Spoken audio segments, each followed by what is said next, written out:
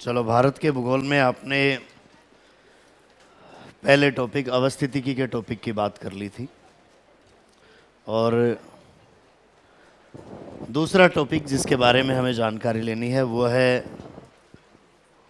भारत के भौतिक प्रदेश।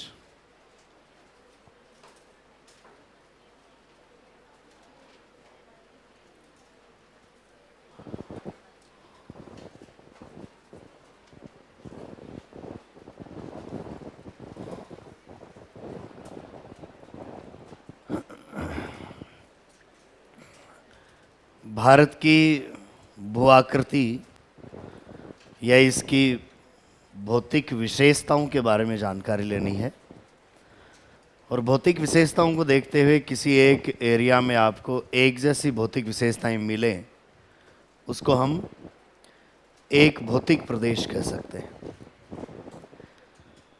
इस आधार पर भारत को भौतिक संरचना को देखते हुए कितने भागों में बांटा जा सकता है, इसे लेकर अलग अलग विद्वानों ने अपने अध्ययन की सुविधा की दृष्टि से अलग अलग उपभाग किए हैं। कुछ ने 4 किए हैं, कुछ ने 5 किए हैं, कुछ ने 6 किए हैं।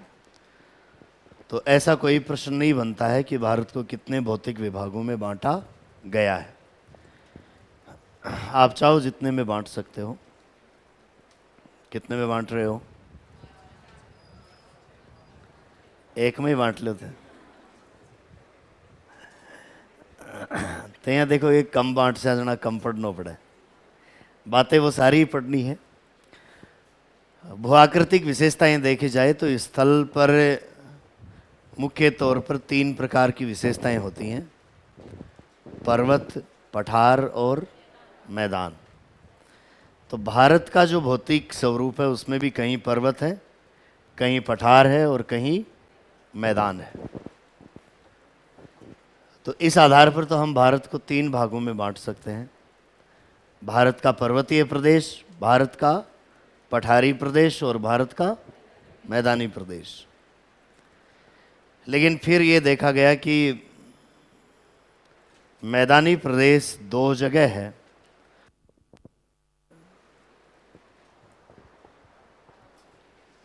हेलो,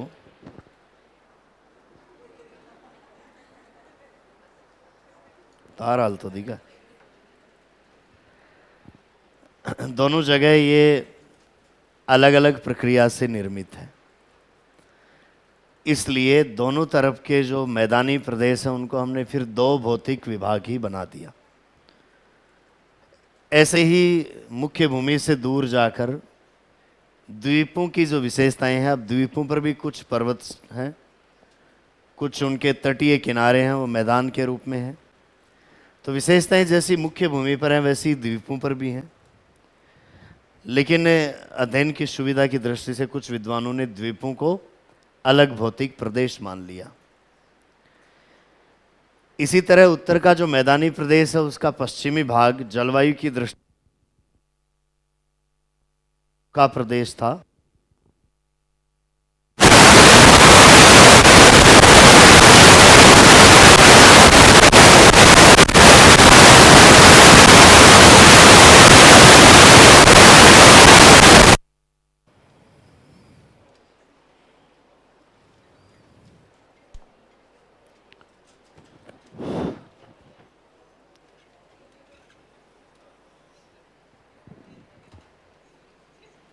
यहाँ क्या करा आज? हाँ, तार हाल रहे हैं ना?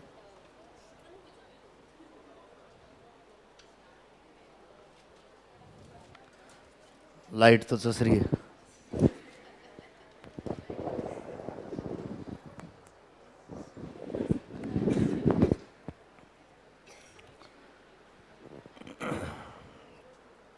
गर्मी की वजह से झाड़ आ गई। तारा असर होगा थान भी तो आया ग्रह है कोने आवागे आया भी क्या उपाय पढ़ना तो पड़ी सी। तो सबसे पश्चिम का जो खंड है मैदान का, जो जलवायु की दृष्टि से बहुत सूखा प्रदेश है, उसको कई विद्वानों ने अलग भौतिक प्रदेश के रूप में मानकर ही पढ़ा है, मरुस्थलीय प्रदेश। तो ये सब विद्वानों की मर्जी पर डिपेंड है कि उन्होंने अध्ययन में उनको जैसा सूटेबल रहा उसके अनुसार उन्होंने उपभाग कर लिए। अब आपको वो जानकारियाँ सारी लेनी है, चाहे खंड कितने ही बनाएं। तो भारत को हम भौतिक विशेषताओं के आधार पर उपभागों में बांटना चाहें तो जो अलग अलग रेफरेंस है, कुल मिलाकर उन्होंने जो मैक्सिमम संख्या दी है उतनी ही बांट लेते हैं। 6 प्रदेशों में बांटकर अध्ययन कर लेते हैं। कौन कौन से 6 भाग बन सकते हैं?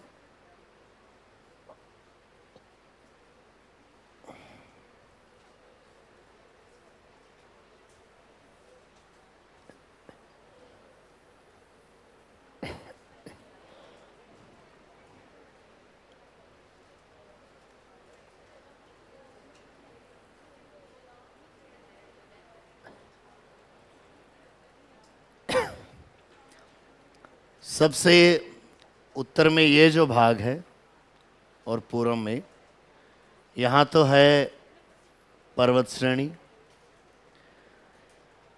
इसके आगे चलेंगे तो ये जो सारा हिस्सा है, इसमें है एक मैदान। मैदान का ये जो पश्चिमी भाग है, इसको कई विद्वानों ने अलग खंड दिया है। इसकी विशेष रूप से जानकारी हमें राजस्थान में लेनी होती है। तो ये एक मरुस्थलीय प्रदेश, उसके दक्षिण का जो भाग है वो सारा का सारा एक पठार के रूप में है, जिसको हम प्रायद्वीपीय पठार कह सकते हैं।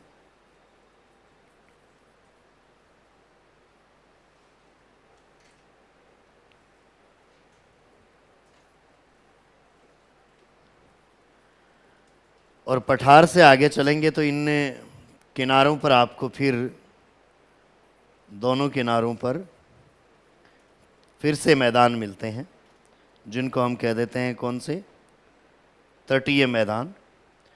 और मैदानों से आगे चलकर यहाँ कुछ दोनों तरफ द्वीप समूह आपको देखने को मिलते हैं।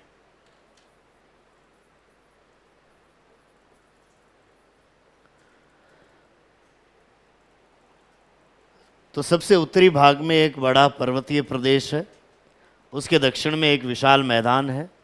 मैदान का पश्चिमी भाग मरुस्थल के रूप में है। उनके दक्षिण में एक पठारी खंड है। पठारी खंड के किनारों पर फिर से मैदान है, जो कि उत्तर के मैदानों से थोड़े अलग हैं। और मुख्य भूमि से बाहर दोनों तरफ कुछ द्वीप हैं, द्वीप समूह स्थित हैं। तो इस आधार पर आप सबसे उत्तर का जो खंड देखते हैं, ये उत्तरी पर्वतीय प्रदेश के नाम से हम जान सकते हैं। दूसरा जो खंड इसके दक्षिण में है,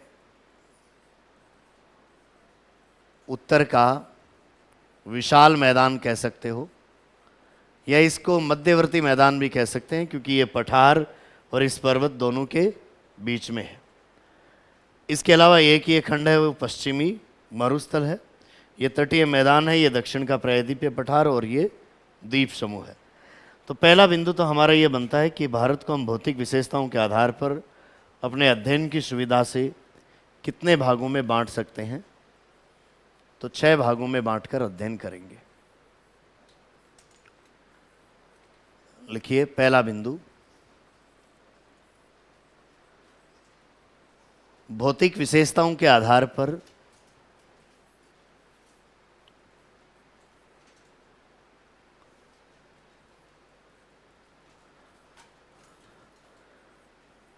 भौतिक विशेषताओं के आधार पर भारत को 6 भौतिक विभागों में बांटा जा सकता है।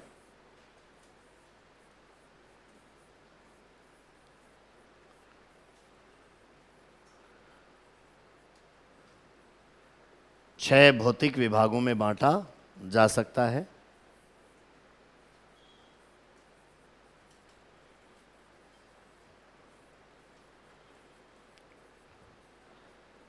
पहला नाम लिखिए, उत्तरी पर्वतीय प्रदेश।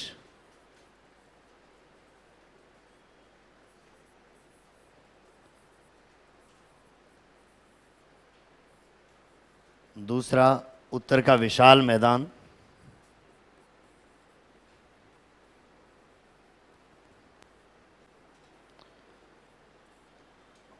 उत्तर का विशाल मैदान। तीसरा, पश्चिमी मरुस्थलीय प्रदेश।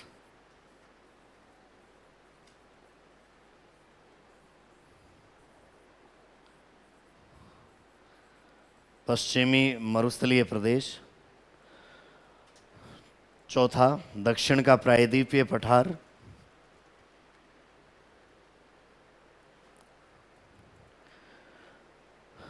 पांचवा, तटीय मैदान।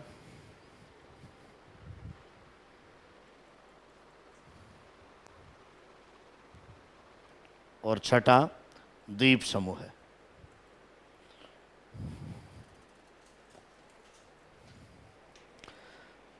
चलिए अब एक एक खंड के बारे में जानकारी लेते हैं। सबसे पहले उत्तरी पर्वतीय प्रदेश के बारे में।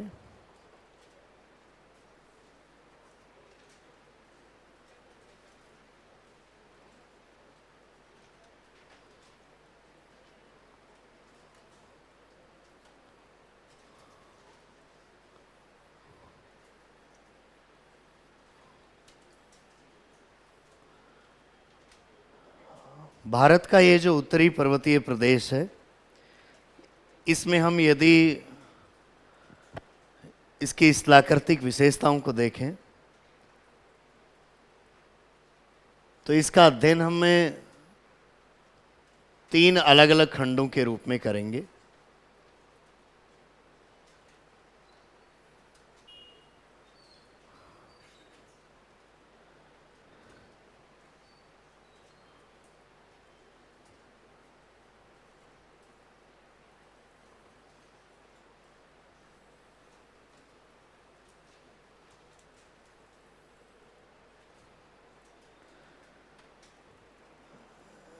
सामान्यतः इस पूरे उत्तरी पर्वतीय प्रदेश को हम हिमालय श्रेणी के नाम से जानते हैं, परंतु इसमें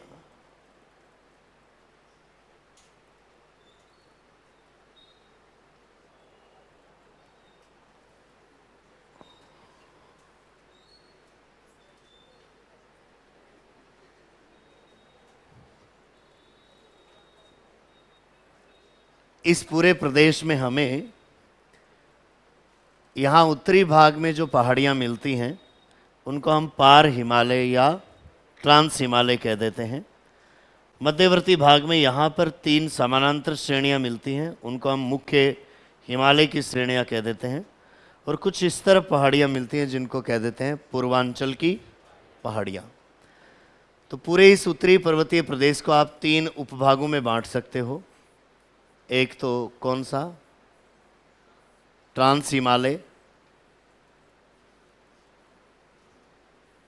या आप कह दें पार हिमालय। दूसरा हिमालय, और तीसरा है पूर्वांचल की पहाड़ियाँ।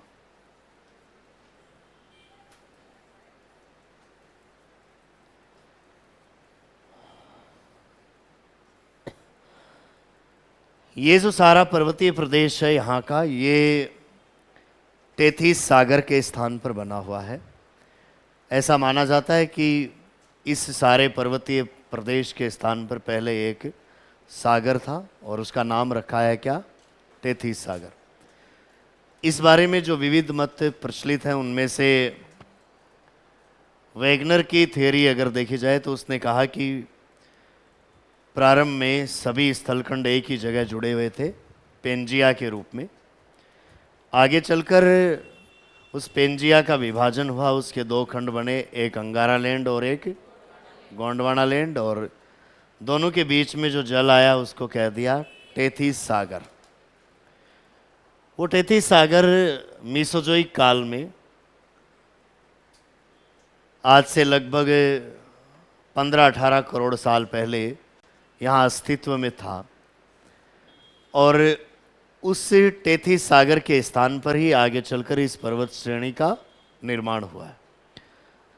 तो निर्माण की प्रक्रिया को यदि देखा जाए तो जैसा वेगनर अपनी थ्योरी में कहता है कि पहले सारे के सारे स्थलखंड एक ही जगह थे और उस एक ही जगह वाले स्थलखंड को उसने नाम दिया है कौन सा? पेंजिया। पेंजिया का बाद में उसने विभाजन बताया है अंगारा लैंड और गोंडवाना लैंड में। अंगारा लैंड का जो एक विशाल खंड है जिसको हम कहते हैं यूरेशिया,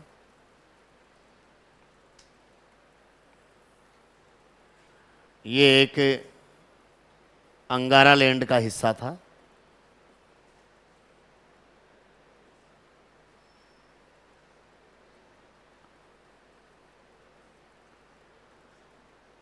और इस तरफ जो गोंडवाना लैंड है, इसके जो खंड थे उनमें एक खंड था भारत। दोनों के बीच में जो जल आया उसको नाम दिया गया है टेथिस सागर।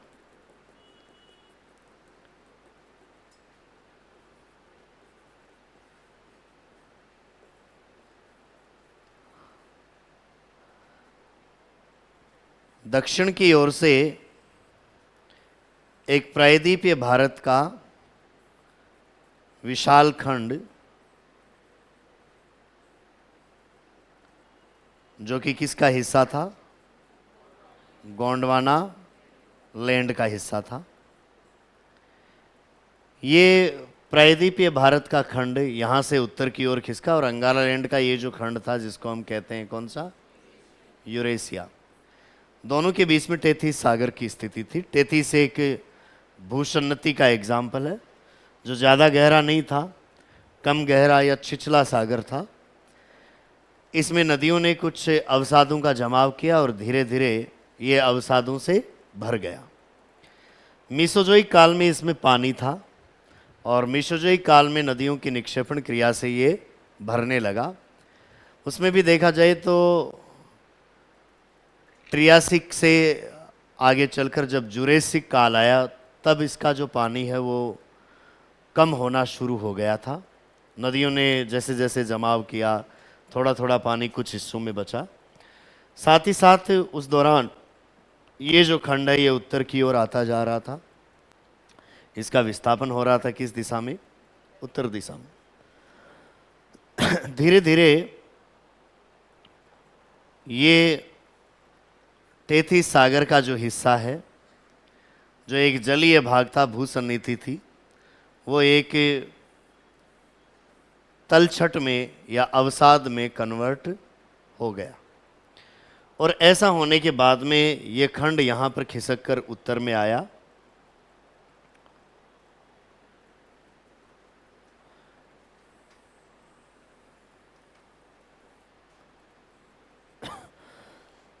ऐसा होने से इस टेथिस में जमे हुए तलछट या अवसादों पर दबाव पड़ा और दबाव बढ़ने से आज से 10-12 करोड़ साल पहले ये अवसाद ऊपर उठना शुरू हो गए।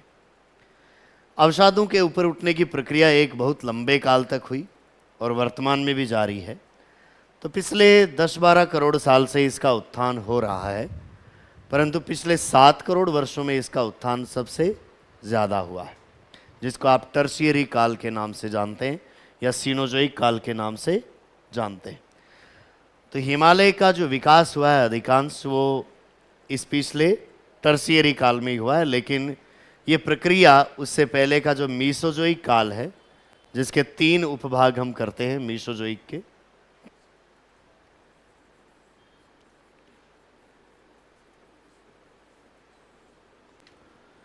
प्रारंभ में था कौन सा?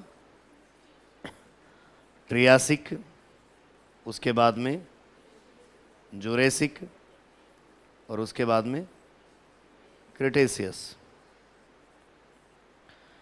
और मीसोजोइक के बाद में जो टर्शियरी काल आया है हम डायरेक्ट तृतीय कह दें।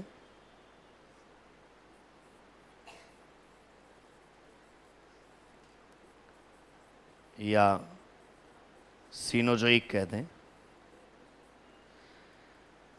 इस काल में अधिकांश विकास हुआ है। तो ये प्रक्रिया तो क्रिटेशियस काल में शुरू हो चुकी थी जुरेसिक में आप देखें तो यहाँ पर ये मौजूद था टेथिस सागर, जो कि मीसोजोइक का एक हिस्सा है बीच का। अधिकांश विकास इसका इस टर्सियरी या तृतीयक या सीनोजोइक में हुआ। क्रिटेशियस युग में प्रारंभिक, जो आज से 10-12 करोड़ साल का पहले का टाइम है, उस समय ये उत्थान शुरू हो चुका था। उत्थान की प्रक्रिया करोड़ों वर्षों से चलती आ रही है और अभी भी ये प्रक्रिया जारी है। दबाव पड़ने से ये तलछट ऊपर उठे, और दबाव किस ओर से पड़ा इस लेकर विवादों ने, अगर हम देखें पिछली कई थियरीज देखें विद्वानों की, तो उनमें कई तरीके की विवादास्पद बातें आपको मिलती हैं। वेगनर का खुद का ऐसा मानना है कि ये जो भारतीय खंड है इसने दबाव लगाया और ये यूरेशिया का खंड है ये स्थिर था। ऐसा ही ऑर्गंड का भी मानना है। तो वेगनर और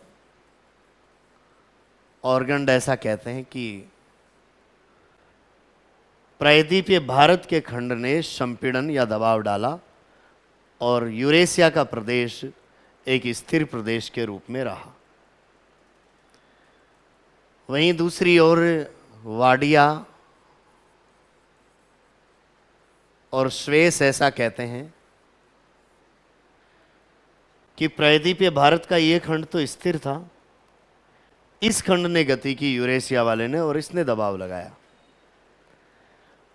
तो इस बारे में लेकर वेगनर, ऑर्गंड और वाडिया और श्वेस, इनके मत कैसे हैं? विपरीत हैं। ये दोनों एक समूह से बिलोंग करते हैं और वाडिया और श्वेस एक समूह से बिलोंग करते हैं। जबकि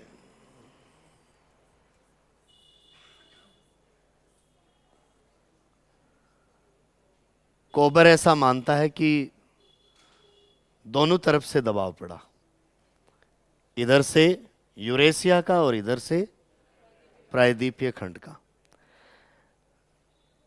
अब आप एग्जैक्ट ऐसी कोई घोषणा नहीं कर सकते हैं कि किस ओर से दबाव पड़ा, क्योंकि इस बात को लेकर इन विद्वानों में काफ़ी मतभेद है। जिन्होंने इस पर रिसर्च किया है उन्होंने भी अलग अलग बातें कही है। तो ऐसा तो कोई प्रश्न नहीं किया जा सकता कि हिमालय की उत्पत्ति कौन से खंड के दबाव से हुई है। अगर एग्जामिनर बहुत गहराई में जाए तो ये पूछ सकता है कि हिमालय की उत्पत्ति में वेगनर के अनुसार कौन से खंड ने दबाव लगाया, या स्वेस के अनुसार दबाव किधर से पड़ा, या कोबर के अनुसार दबाव किधर से पड़ा। तो पहले दो व्यक्ति हैं वो ये मानते हैं कि दक्षिण की ओर से दबाव पड़ा है और यूरेशिया के खंड ने स्थिर रहकर काम किया है। वाडिया और श्वेस ने इसको स्थिर रख के इसकी गति करवाई है और कोबर ने दोनों तरफ से गति करवाई है। कोबर की जो थियरी है पर्वतों की उत्पत्ति के संदर्भ में, भूसन्नति का उसका जो सिद्धांत है, वो ये कहता है कि दो स्थल खंडों के बीच में एक भूसन्नति होती है। दोनों स्थल खंडों की ओर से दबाव पड़ता है।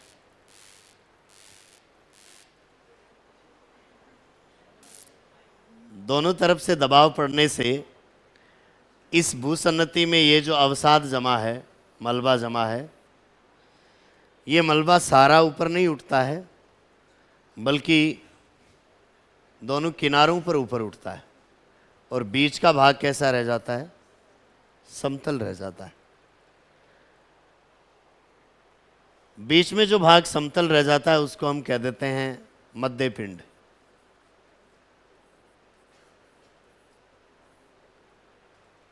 मध्य पिंड के इसके नाम से इसको जान सकते हैं। कोबर के अनुसार ऐसा ही हिमालय के संदर्भ में हुआ है। ये टेथिस था, इधर से यूरेशिया आया, इधर से भारत आया।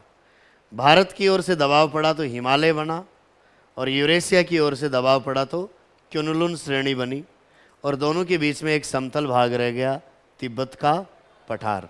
वो एक तरीके का मध्य पिंड का एग्जाम्पल है। कोबर तो ऐसे समझाना चाह रहा है इस सारी प्रक्रिया को कि दोनों तरफ से दबाव पड़ते हैं तब दो किनारों पर पर्वत श्रेणियाँ बनती हैं और बीच का एरिया समतल रह जाता है। लेकिन बाकी विद्वानों का तर्क ऐसा नहीं है, उन्होंने अलग अलग तरीके से इसकी उत्पत्ति को सुझाया है। तो इस संबंध में लोगों के विचार क्या हैं वो हमें तुलनात्मक रूप से लिखने हैं, हमें किसी भी डिसीजन पर नहीं पहुंचना है, क्योंकि इस बारे में अभी तक डिसीजन हुआ नहीं है कि किधर से धक्का लगा था। तो अपने को ये ध्यान रखना है कि किसने किधर से धक्का लगवाया है, यही ध्यान रखना है, हमारे लिए इम्पोर्टेंट यही है। तो सबसे पहले इस उत्तरी पर्वतीय प्रदेश की उत्पत्ति के संबंध में हम बात करते हैं। लिखिए, हेडिंग डालिए, उत्तरी पर्वतीय प्रदेश।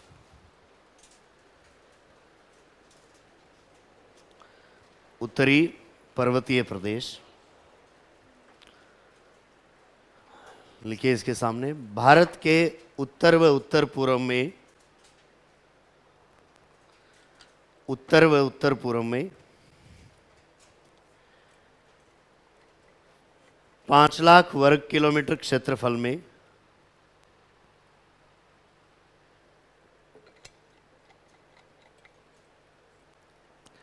5 लाख वर्ग किलोमीटर क्षेत्रफल में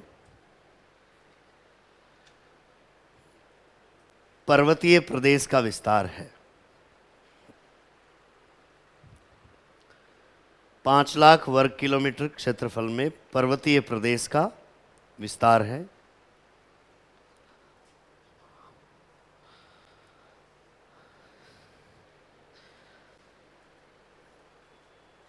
इस पर्वतीय प्रदेश के स्थान पर, इस पर्वतीय प्रदेश के स्थान पर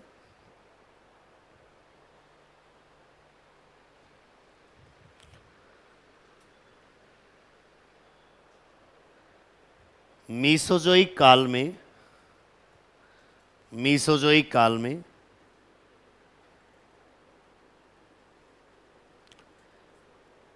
लगभग 18 करोड़ वर्ष पूर्व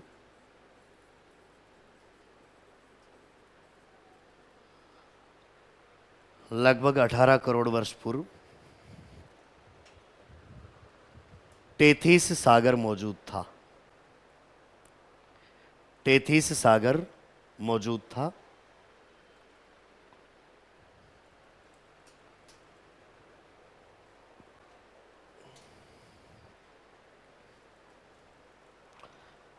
आगे लिखिए, टेथिस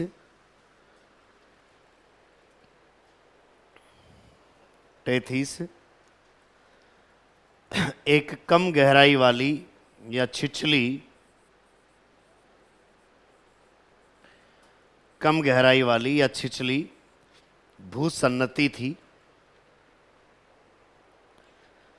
कम गहराई वाली या छिछली भूसन्नति थी,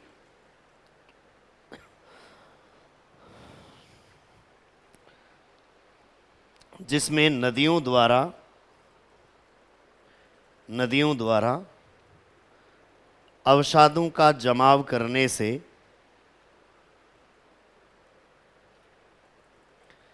अवसादों का जमाव करने से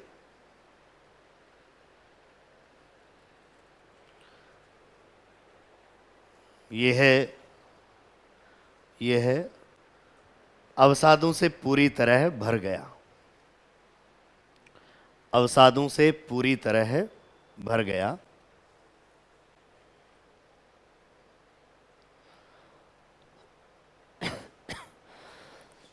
तथा बाद में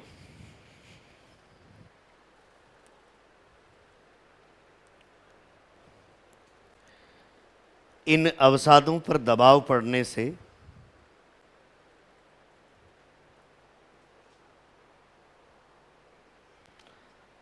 इन अवसादों पर दबाव पड़ने से मीसोजोइक काल के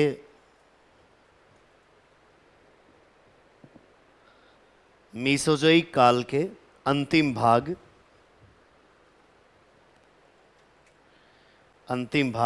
क्रीटेशियस से लेकर,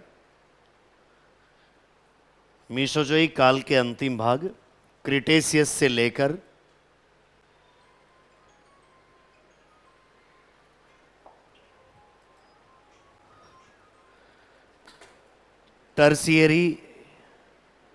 टर्सियरी या तृतीयक, टर्सियरी या तृतीयक या सिनोजोइक काल तक, सिनोजोइक काल तक यहाँ पर्वतीय प्रदेश की उत्पत्ति हुई। यहाँ पर्वतीय प्रदेश की उत्पत्ति हुई।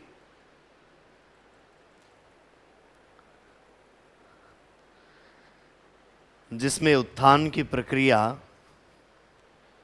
जिसमें उत्थान की प्रक्रिया अब भी जारी है, जिसमें उत्थान की प्रक्रिया अब भी जारी है।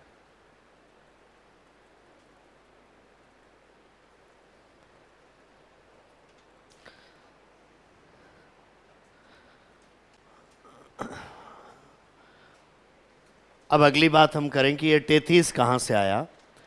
तो वेगनर के सिद्धांत में यदि विश्वास किया जाए तो टेथीस की उत्पत्ति वो पेंजिया के विखंडन से मानता है, और उसके बाद में इस टेथीस का भरना और वापस से यहाँ पर्वत श्रेणी के रूप में उठना, इस प्रक्रिया को वेगनर कैसे समझाता है, लिखिए। वेगनर के महाद्वीपीय विस्थापन सिद्धांत के अनुसार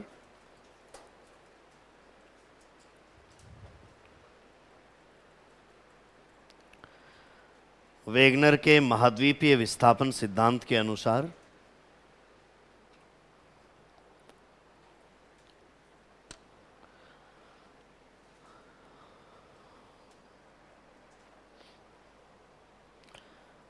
प्राचीन स्थलखंड पेंजिया का, प्राचीन स्थलखंड पेंजिया का विभाजन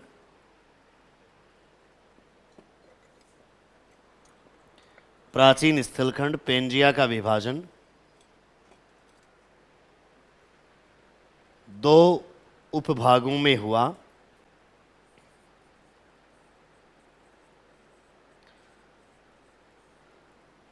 दो उपभागों में हुआ, जिनमें से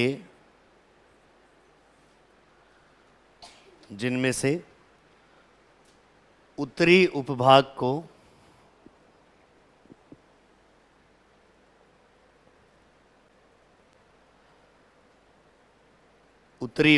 को अंगारालैंड व दक्षिणी उपभाग को गोंडवानालैंड,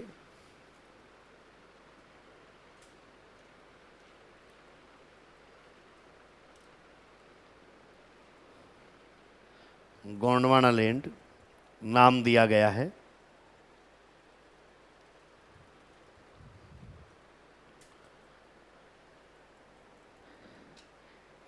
इन दोनों उपभागों के बीच,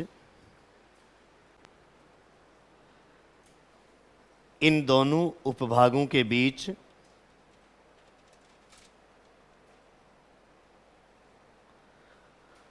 बनी छिछली भूसन्नति को, बनी छिछली या हम कह दें क्या, कम गहरी छिछली भूसन्नति को टेथीस सागर नाम दिया गया है। टेथीस सागर नाम दिया गया है।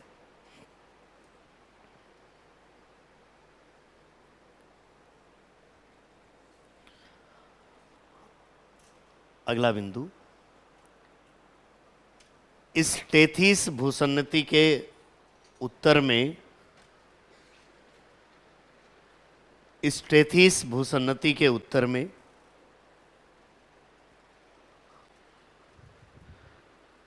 टेथीस भूसन्नति के उत्तर में अंगारालैंड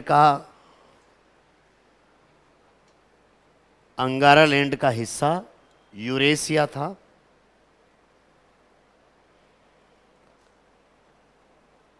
यूरेशिया था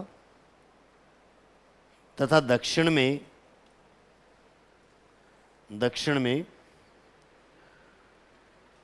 गोंडवाना लैंड का हिस्सा दक्षिण में गोंडवाना लैंड का हिस्सा प्रायद्वीपीय भारत था।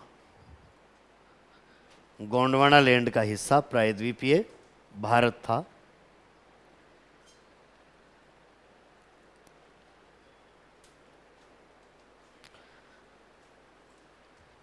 अतः यूरेशिया व प्रायद्वीपीय भारत के बीच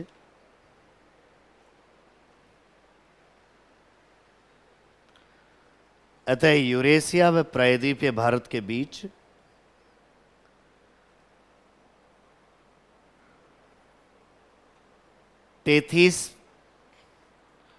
टेथीस में जमा अवसादों पर टेथीस में जमा अवसादों पर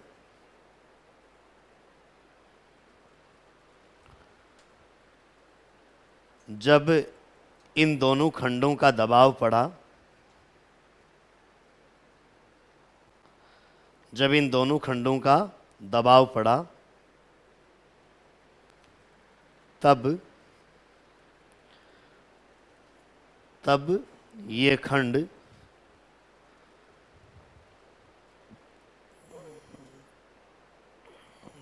खंडों के नहीं, तब ये अवसाद वलित होकर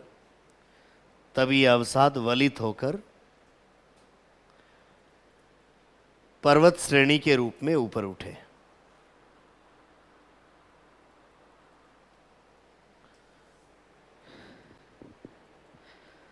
पर्वत श्रेणी के रूप में ऊपर उठे हैं।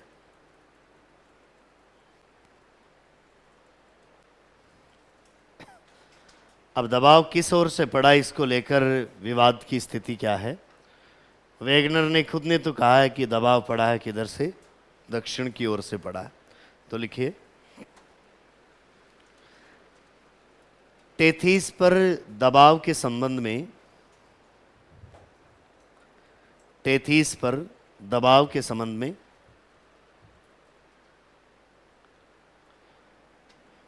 विभिन्न विद्वानों के अलग अलग मत हैं।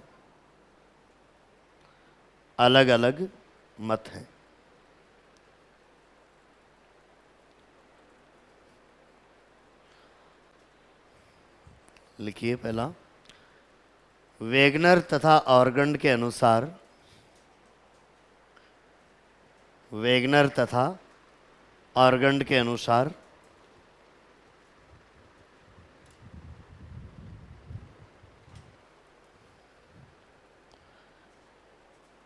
यूरेशिया का स्थलखंड स्थिर था।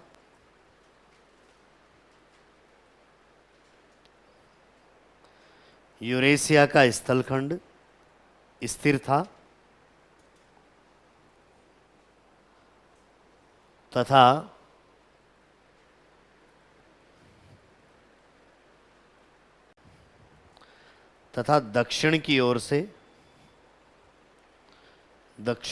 से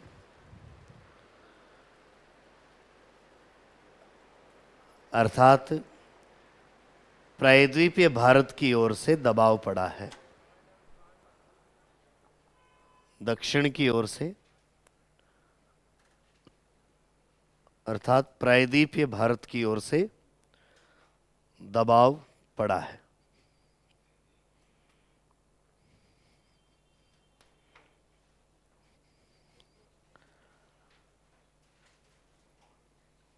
अगला बिंदु, वाडिया तथा स्वेस के अनुसार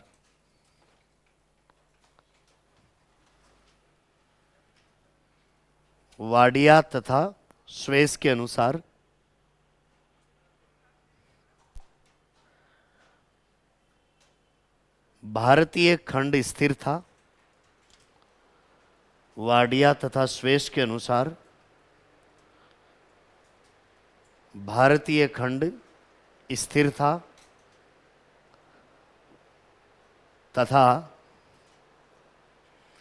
तथा यूरेशिया की ओर से दबाव पड़ा है।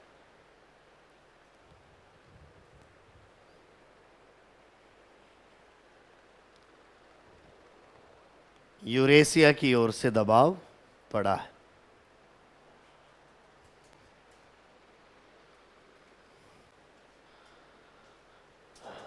अगला लिखिए, कोबर के अनुसार,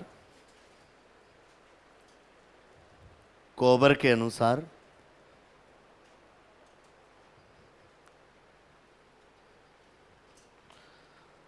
दोनों स्थलखंडों की ओर से दबाव पड़ा है।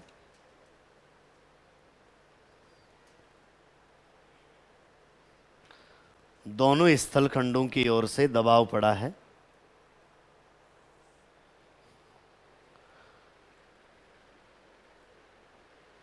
जिसके कारण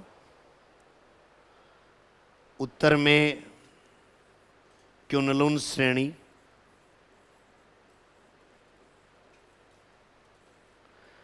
उत्तर में क्युनलुन श्रेणी तथा दक्षिण में हिमालय श्रेणी का, उत्तर में क्युनलुन श्रेणी तथा दक्षिण में हिमालय श्रेणी का निर्माण हुआ है।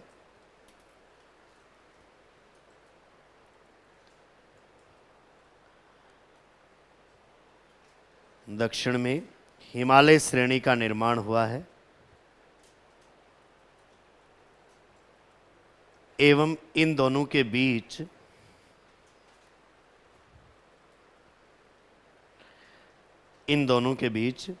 तिब्बत का पठार, इन दोनों के बीच तिब्बत का पठार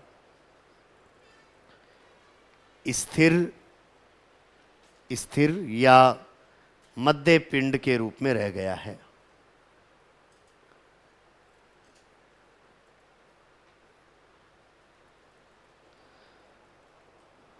स्थिर या मध्य पिंड के रूप में रह गया है।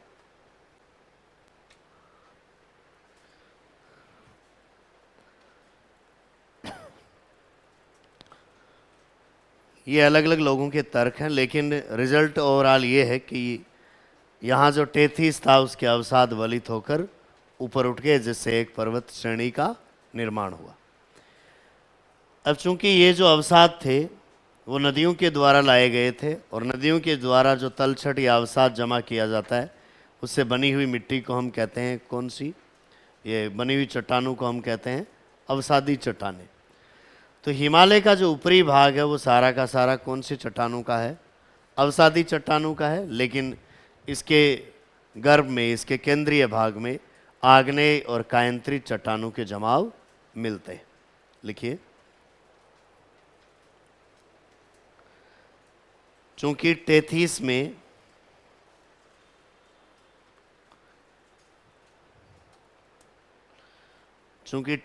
में नदियों द्वारा लाए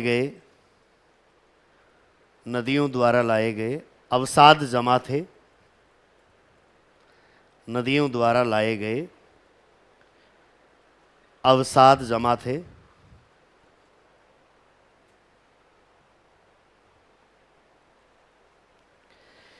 इसलिए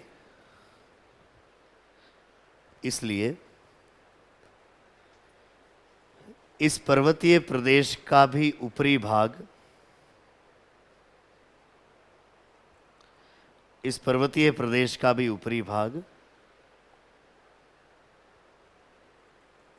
अवसादी चट्टानों से बना हुआ है। इस पर्वतीय प्रदेश का भी उत्तरी भाग अवसादी चट्टानों से बना हुआ है।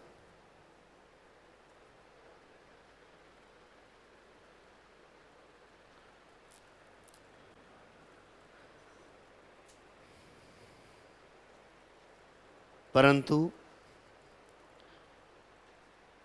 इसके नीचे या केंद्रीय भाग में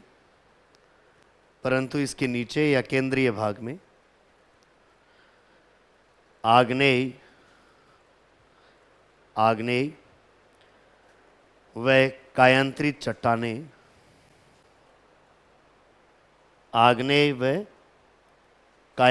चट्टानें भी पाई जाती हैं। आग्नेय व कायांतरित चट्टानें भी पाई जाती हैं।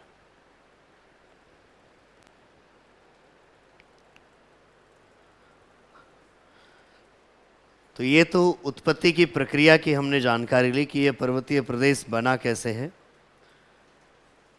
इसके बाद में इस पर्वतीय प्रदेश का विभाजन देखा जाए तो यहाँ 3 उपभागों में हम बांट सकते हैं इस पर्वतीय प्रदेश को। कौन कौन से? ट्रांस हिमालय या पार हिमालय, दूसरा हिमालय और तीसरा पूर्वांचल की पहाड़ियाँ।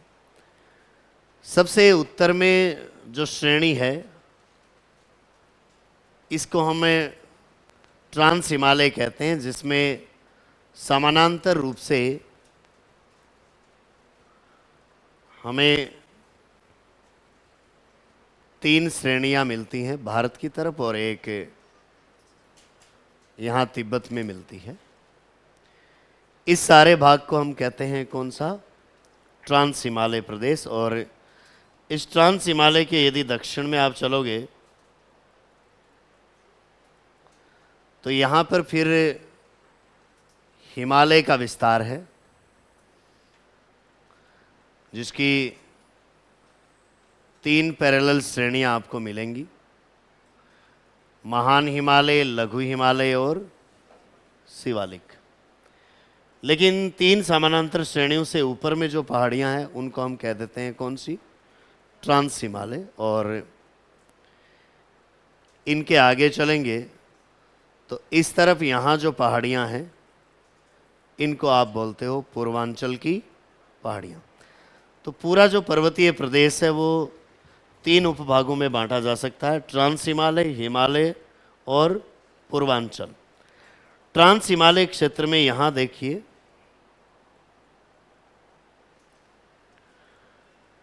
इस एरिया में जो ये श्रेणियां हैं उनमें सबसे उत्तरी श्रेणी का नाम है काराकोरम, उसके दक्षिण में है लद्दाख, उसके दक्षिण में है जास्कर और यहाँ तिब्बत की तरफ है कौन सी? कैलाश। तो ट्रांस हिमालय क्षेत्र की इन 4 श्रेणियों का आपको उत्तर से दक्षिण की ओर चलते हुए क्रम पूछा जाए तो सबसे उत्तर में कौन सी? काराकोरम, उसके दक्षिण में है कौन? लद्दाख, फिर जास्कर श्रेणी और तिब्बत की ओर जाएंगे तो इधर है कौन सी? कैलाश। ये सब ट्रांस हिमालय का हिस्सा है। ट्रांस हिमालय श्रेणी का इधर विस्तार आगे जो पाकिस्तान का एरिया है इधर तक है, इधर तिब्बत तक है। बीच वाले हिस्से में इसकी चौड़ाई ज़्यादा है और किनारों की ओर चलकर इसकी चौड़ाई कम होती जाती है। जैसे इधर ये संकुचित हो गई है, इधर आकर ये वापस कम हो जाती है ऐसे, लेकिन बीच वाले हिस्से में इसकी चौड़ाई ज़्यादा है। बीच वाले भाग में ये 225 किलोमीटर तक चौड़ी है, लेकिन किनारों की ओर चलते चलते मात्र 40 किलोमीटर चौड़ी रह जाती। इस पूरे क्षेत्र को आप पार हिमालय या ट्रांस हिमालय कहते हैं। पार हिमालय भी नाम आता है।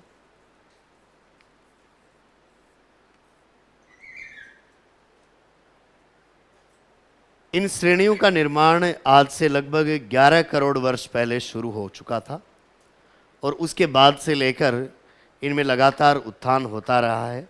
अब भी इनमें आपको थोड़ा बहुत उत्थान देखने को मिल सकता है। औसत ऊंचाई इस ट्रांस हिमालय रीजन की है 3000 मीटर। 3000 मीटर औसत ऊंचा है। यहाँ दोनों किनारों पर देखा जाए तो ये 40 किलोमीटर के आसपास चौड़ा है, लेकिन बीच में इसकी चौड़ाई 225 किलोमीटर तक है। तो हम ऐसा कह सकते हैं कि मध्य भाग में चौड़ा ज़्यादा है, किनारों पर ये संकड़ा है। औसत ऊंचाई ज़्यादा नहीं है, लेकिन कई भागों में इसकी ऊंचाई बहुत ज़्यादा है। जैसे ये काराकोरम श्रेणी है, ये बहुत ऊंची पर्वत श्रेणी है। काराकोरम श्रेणी को हम कृष्णागिरी भी कहते हैं।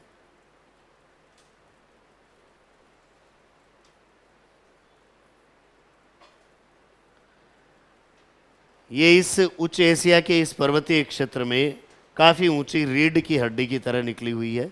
इसको हम उच्च एशिया की रीढ़ या बैकबोन ऑफ हाई एशिया के नाम से भी जानते हैं। अधिकांश ऊंची श्रेणियां इस काराकोरम श्रेणी में ही स्थित हैं। काराकोरम श्रेणी में जो ऊंची चोटियां हैं उनकी यदि बात की जाए तो यहाँ इस श्रेणी की सबसे ऊंची चोटी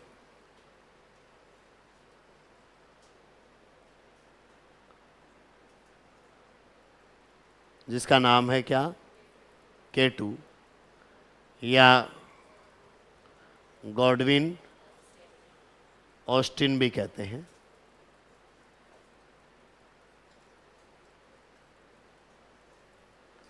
या क्वागिर भी कहा गया है, जिसकी ऊंचाई है 8,611 मीटर और ये ऊंचाई की दृष्टि से भारत की सबसे ऊंची चोटी है। लेकिन वर्तमान की वास्तविक स्थिति है कि इस एरिया पर पाकिस्तान का अधिकार है। ये पाक अधिकृत कश्मीर में पड़ती है, पीओके में पड़ती है, लेकिन भारत की सबसे ऊंची चोटी यही है, क्योंकि हम जो पीओके है उसको भी भारत का हिस्सा मानते हैं। उसको ये कहते हैं कि ये पाकिस्तान द्वारा ऑक्यूपाई किया गया है, तो पाकिस्तान कभी वापस देगा ही, हमेशा थोड़ी रखेगा, हैं? कौन दे सीखे?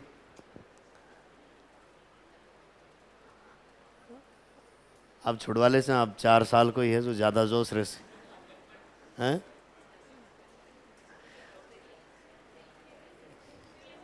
पूरी ताकत 4 साल में ही दिखानी है, हैं? इसलिए छीन लेंगे, हैं?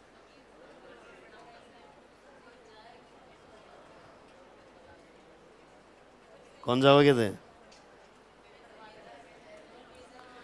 तारा टेंशन होगी थी क्या कठिन शिक्षा पत्र ना आ जाए? आवड़ो ही है, हैं? 4-4 साल की ना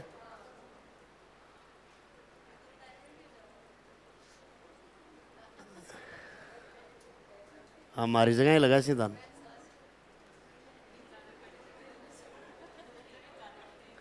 मैं खाली कर से आ जाए तो लाग सो ने।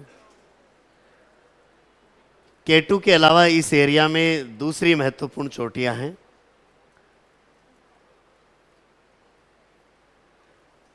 अधिकांश से इस एरिया में आपको 8,000 मीटर से ज़्यादा ऊंचाई वाली चोटियां मिलती हैं। यहाँ गशेर ब्रूम,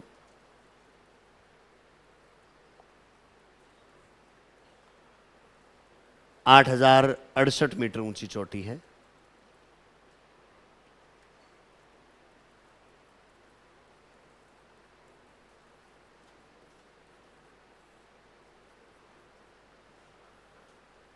ये 8,035 मीटर ऊंची चोटी है। तो K2 के आसपास ही अधिक ऊंचाई वाली और चोटियां भी हैं। कौन सी? गैसेर ब्रूम फर्स्ट, सेकंड। इससे थोड़ा इस तरफ चलेंगे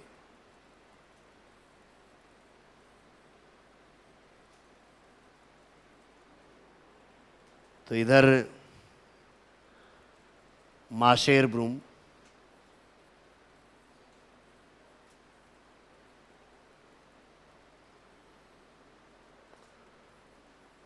सात 7,821 मीटर।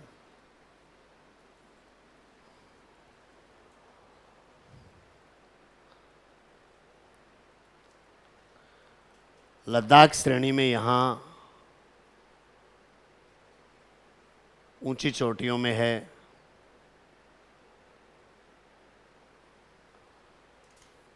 राकापोशी,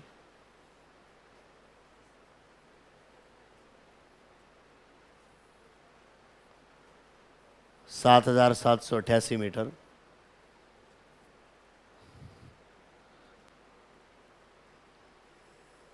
इसी लद्दाख श्रेणी में ही यहाँ हरामोश,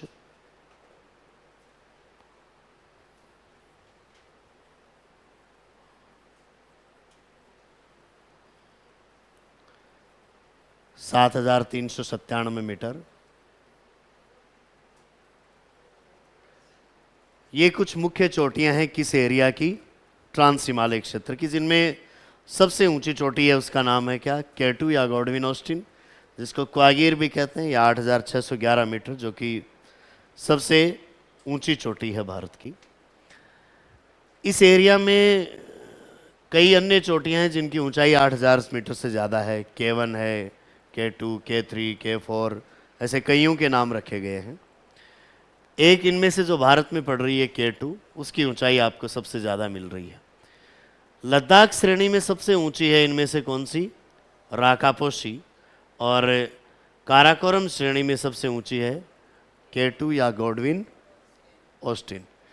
तो हमें पर्वतीय प्रदेश में जो भी जानकारियाँ लेनी है, एग्जामिनर का क्वेश्चन 3 जगह जाकर टिकता है। या तो किसी चोटी का प्रश्न करता है, या ग्लेशियर, या फिर दर्रे का प्रश्न करता है। तो ज़्यादातर दर्रों के तो बहुत ज़्यादा आते हैं प्रश्न, कई बार चोटियों का प्रश्न भी कर लिया जाता है। तो पहले हम इनका विभाजन कर लेते हैं। लिखिए, उत्तरी पर्वतीय प्रदेश को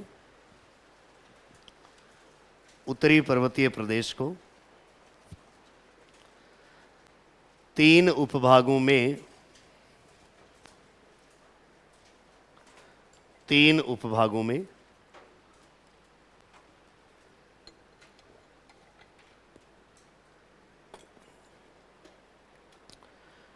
बांटा गया है।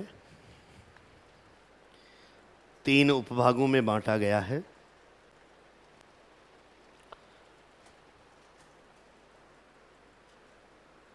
पहला नाम लिखिए ट्रांस हिमालय,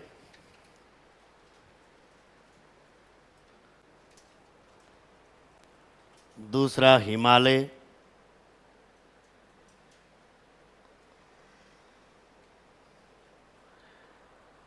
और तीसरा पूर्वांचल की पहाड़ियाँ।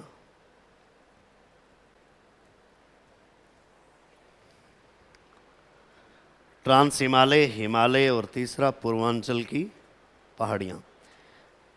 अब इनमें से पहला हेडिंग डाल लीजिए, ट्रांस हिमालय।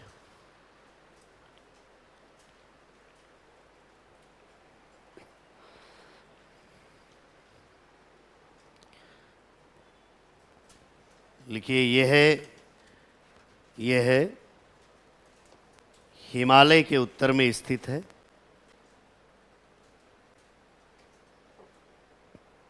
हिमालय के उत्तर में स्थित है।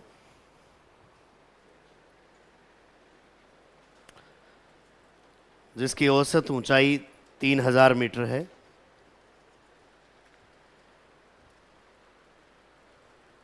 औसत ऊंचाई 3,000 मीटर है।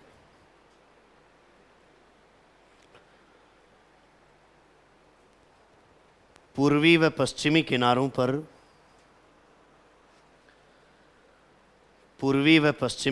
पर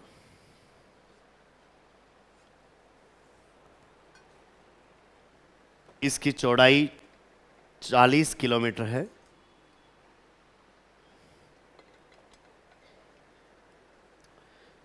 पूर्वी व पश्चिमी किनारों पर इसकी चौड़ाई 40 किलोमीटर है, जबकि मध्यवर्ती भाग में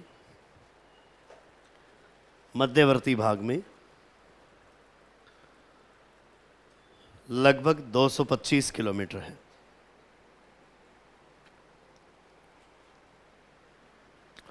मध्यवर्ती भाग में लगभग 225 किलोमीटर है। इन पहाड़ियों का हम विन्यास देखें तो ये किस दिशा में फैली हुई है? उत्तर पश्चिम से दक्षिण पूर्व, या आप कह दो दक्षिण पूर्व से उत्तर पश्चिम। लिखिए, ट्रांस हिमालय की पर्वत श्रेणियां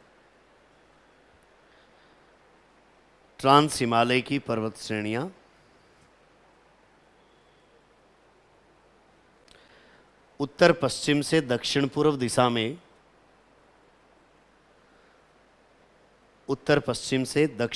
दिशा में फैली हुई हैं।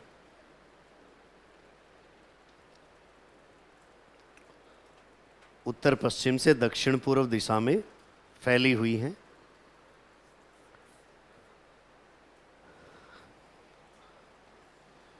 अगला बिंदु, ट्रांस हिमालय क्षेत्र में उत्तर से दक्षिण की ओर चलने पर, उत्तर से दक्षिण की ओर चलने पर क्रमशः निम्न पर्वत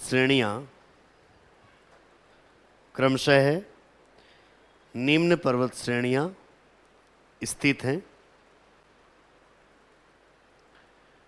क्रमशः निम्न पर्वत श्रेणियां स्थित हैं।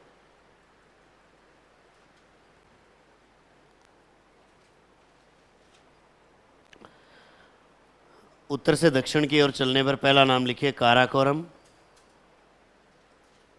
काराकोरम,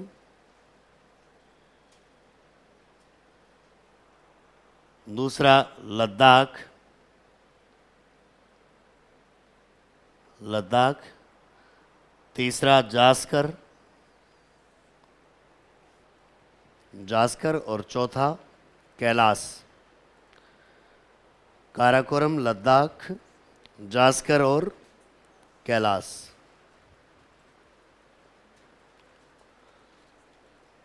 कई बार इनका क्रम आपको पूछते हैं कि उत्तर से दक्षिण की ओर चलते हैं तो पहले कौन सी आती है, बाद में कौन सी आती है, या दक्षिण से उत्तर की ओर जाएंगे तो इनका क्रम क्या है। तो दक्षिण से चलेंगे तो कैलाश, जास्कर, लद्दाख और काराकोरम, ये इनका क्रम है। सबसे पहले जानकारी लेते हैं काराकोरम की। लिखिए काराकोरम। काराकोरम, या ब्रैकेट में लिख लीजिए कृष्णागिरी।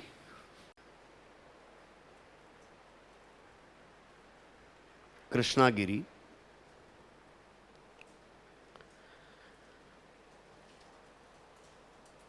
लिखिए, यह है ट्रांस हिमालय के सबसे उत्तरी भाग में स्थित, सबसे उत्तरी भाग में स्थित एवं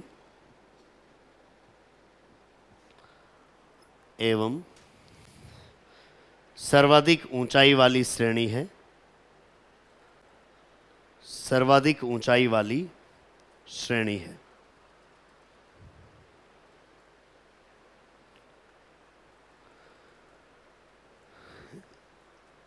इसे उच्च एशिया की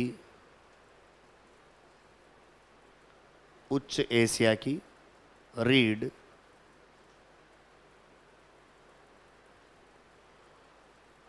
बैकबोन ऑफ हाई एशिया,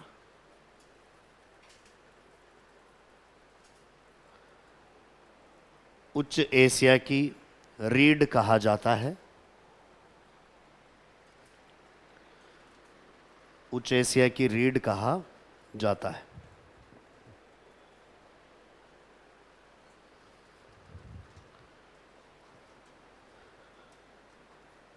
आगे लिखिए, यहां 8000 मीटर से अधिक ऊंचाई वाली,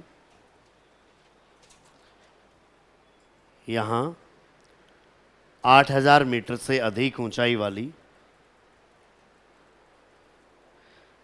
कई पर्वत चोटियां हैं। कई पर्वत चोटियां हैं जिनमें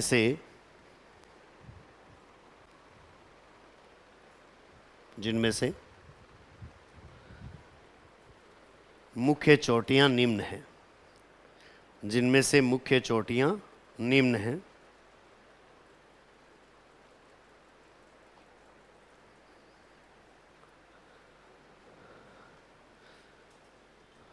पहले लिखिए K2 या गॉडविन ऑस्टिन। K2 या गॉडविन ऑस्टिन,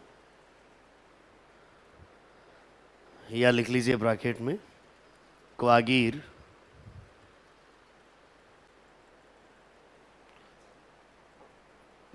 और सामने ऊंचाई लिखिए 8,611 मीटर।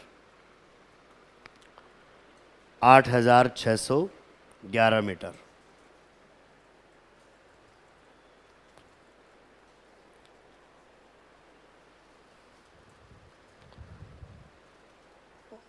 और अब इसके सामने लिख लीजिए, यह है भारत की सबसे ऊंची चोटी है।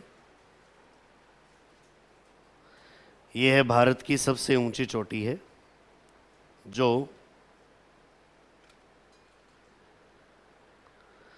जो वर्तमान में पाक अधिकृत कश्मीर में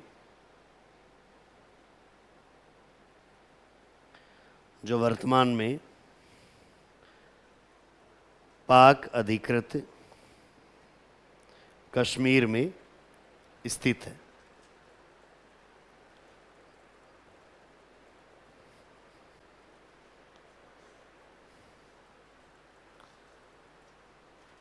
K2 के बाद में दूसरा नाम लिखिए, गशेर ब्रूम।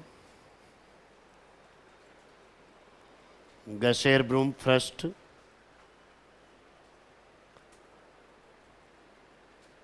गैसेर broom first 8,068 metre.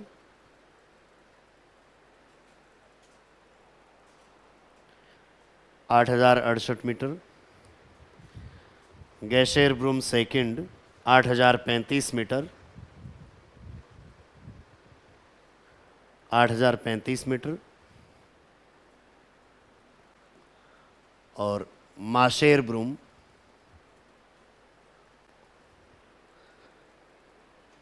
7,821 metre. Masherbrum 7,821 metre.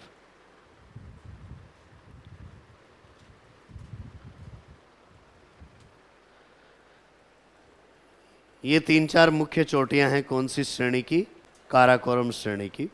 अधिकतर एग्जामिनर का प्रश्न वैसे गॉडविन ऑस्टिन का ही होता है, लेकिन कई बार ऐसे डिफरेंस करवाता है वो आपसे कि निम्न में से कौन सी चोटी ट्रांस हिमालय में नहीं है, तो 3 यहाँ से देगा और 1 महान हिमालय की दे देगा। या ऐसे पूछ ले कौन सी चोटी महान हिमालय में नहीं है, तो यहाँ कई चोटियाँ हम पढ़ेंगे, 3 नाम इनमें से दे देगा और 1 यहाँ से उठा लेगा। तो ट्रांस हिमालय की कौन सी हैं और फिर महान हिमालय जो हम पढ़ेंगे उसमें कौन सी आएंगी, इन 2 जगहों की चोटियाँ इंपॉर्टेंट है। तो इस तरीके का इस पैटर्न पर कई बार प्रश्न आया है कि कौन सी इस एरिया की नहीं है। काराकोरम श्रेणी के बाद में उसके दक्षिण में समानांतर रूप से फैली हुई है कौन सी श्रेणी? लद्दाख श्रेणी। लिखिए नेक्स्ट, लद्दाख श्रेणी। लद्दाख श्रेणी लिखिए, यह है काराकोरम श्रेणी के दक्षिण में। यह है काराकोरम श्रेणी के दक्षिण में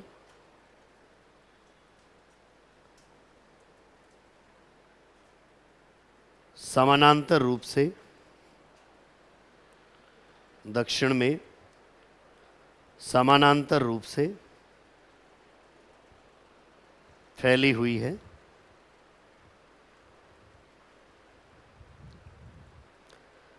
समानांतर रूप से फैली हुई है।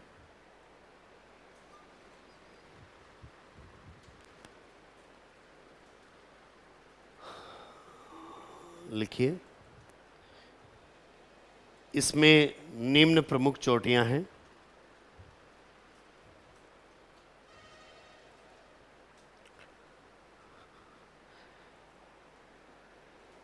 पहला नाम लिखिए, राकापोशी। राकापोशी 7,788 मीटर। राकापोशी 7,788 मीटर।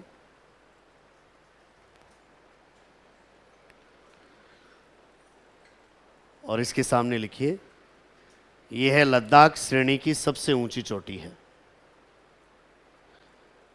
यह है लद्दाख श्रेणी की सबसे ऊंची चोटी है।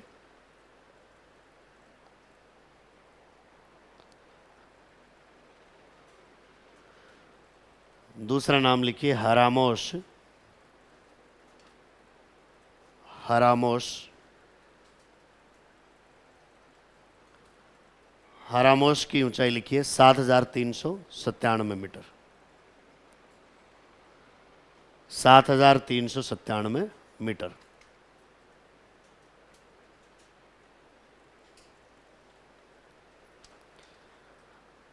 इसके अलावा जास्कर में ज़्यादा ऊंचाई वाली चोटियां नहीं हैं। जास्कर श्रेणी यहाँ हिमालय से एक ब्रांच के रूप में, इसके महान हिमालय से ही एक ब्रांच के रूप में इस तरफ निकलती है और समानांतर रूप से चलते हुए ये महान हिमालय के यहाँ नंगा पर्वत के आसपास तक पहुँचती है, जहाँ आगे देवशाही की पहाड़ियाँ शुरू हो जाती हैं, वहाँ तक।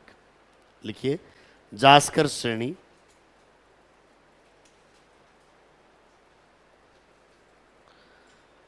जास्कर श्रेणी।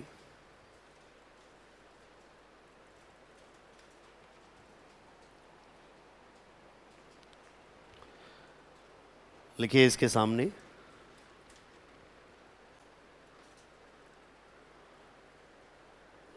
यह है लगभग 80 डिग्री पूर्वी देशांतर के निकट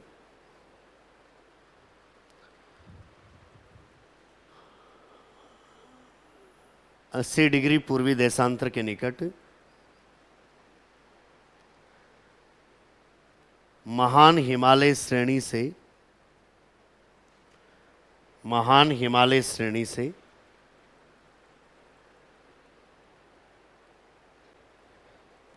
एक शाखा के रूप में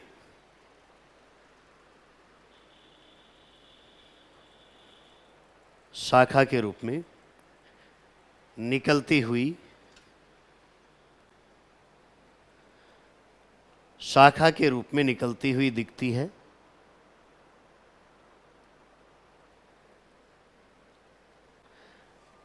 तथा महान हिमालय के समानांतर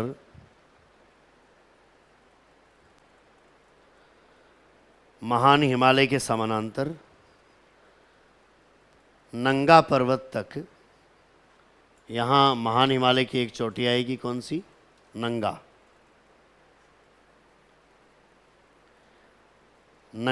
पर्वत तक विस्तृत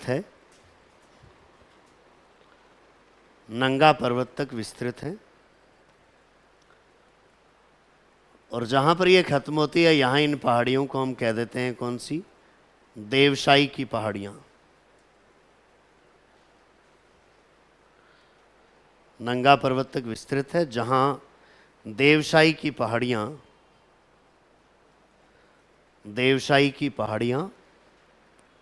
स्थित हैं। देवशाही की पहाड़ियाँ स्थित हैं।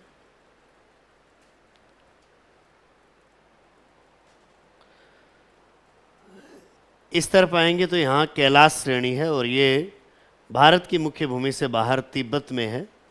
वैसे पूरे ट्रांस हिमालय के बाहर लिए भी कई बार तिब्बत हिमालय शब्द आता है, तो तिब्बत हिमालय कौन सा है? ये सारा का सारा तिब्बत हिमालय ही है। लिखिए चौथा नाम कैलाश श्रेणी।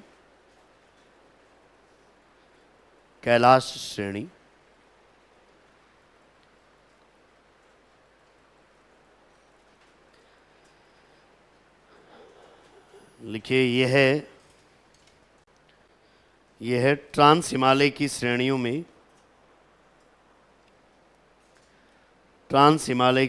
में सबसे दक्षिण में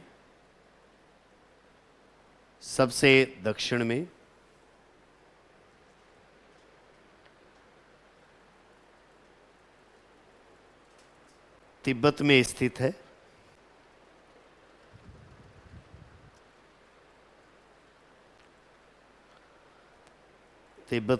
है।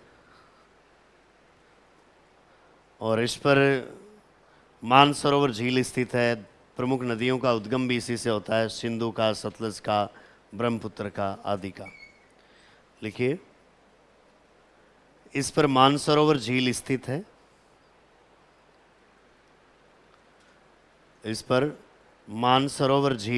है। तथा सिंधु, सतलज सिंधु, सतलज, ब्रह्मपुत्र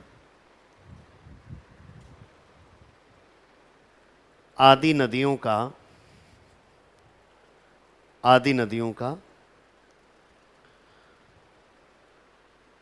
उद्गम इसी श्रेणी से होता है। आदि नदियों का उद्गम इसी श्रेणी से होता है।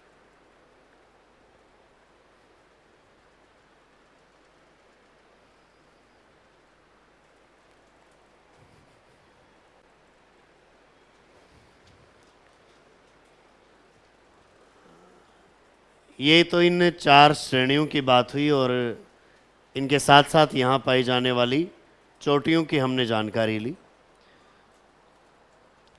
ट्रांस हिमालय क्षेत्र में आपको कई प्रमुख ग्लेशियर भी देखने को मिलते हैं। कौन कौन से मुख्य ग्लेशियर इस एरिया में हैं?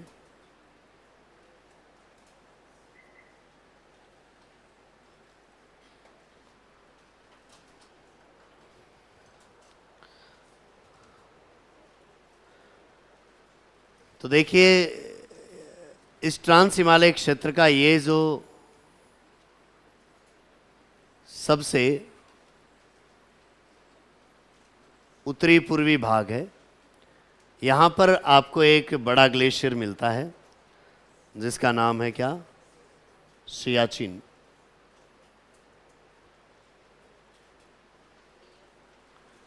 यहाँ स्थित है सियाचिन।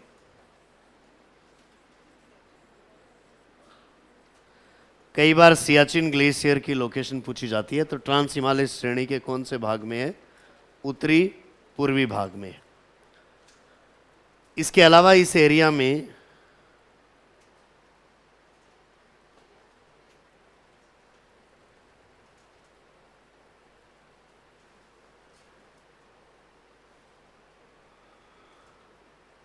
यहाँ BFO,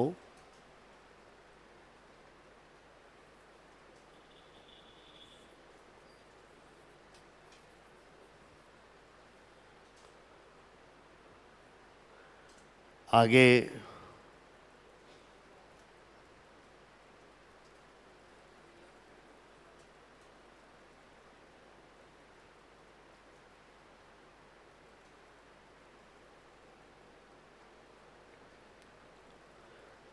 हिस्पार,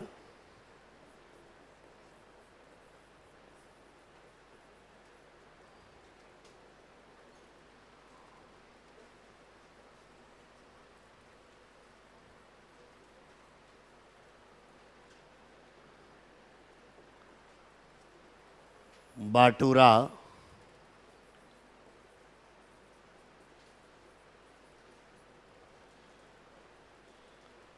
बाटूरा,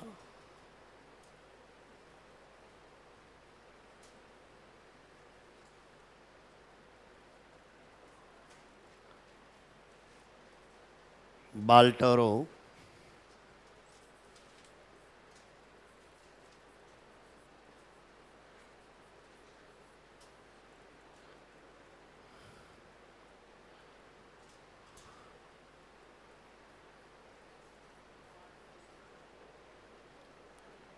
रीमो,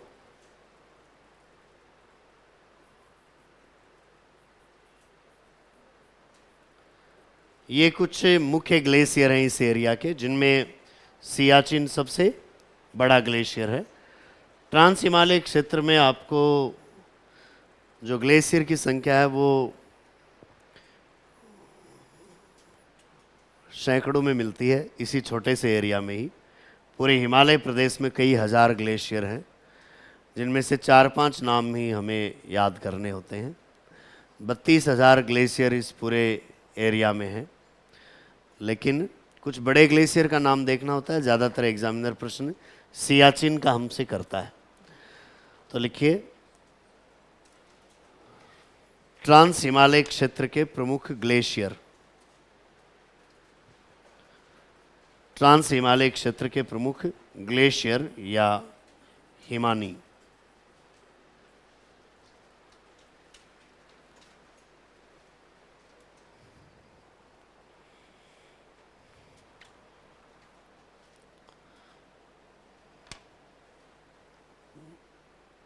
लिखिए।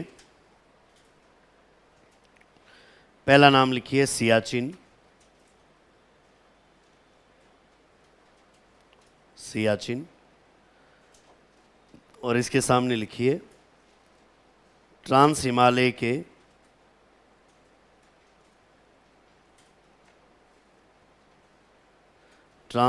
के उत्तरी पूर्वी भाग में स्थित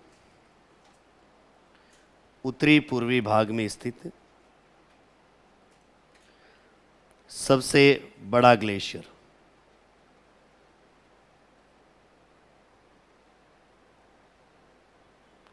सबसे बड़ा ग्लेशियर।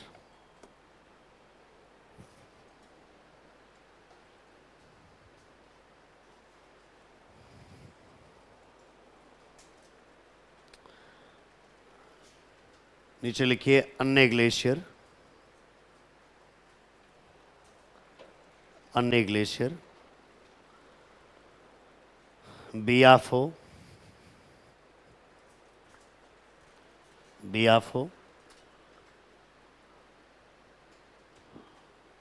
बाटूरा,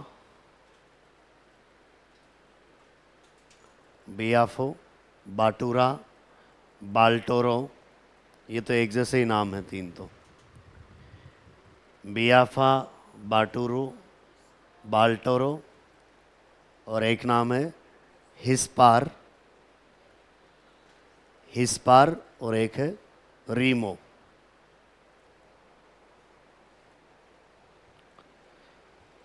सियाचिन, बियाफो, बाटूरा, बाल्टोरो, हिस्पार और रीमो, ये मुख्य ग्लेशियर हैं ट्रांस हिमालय क्षेत्र के।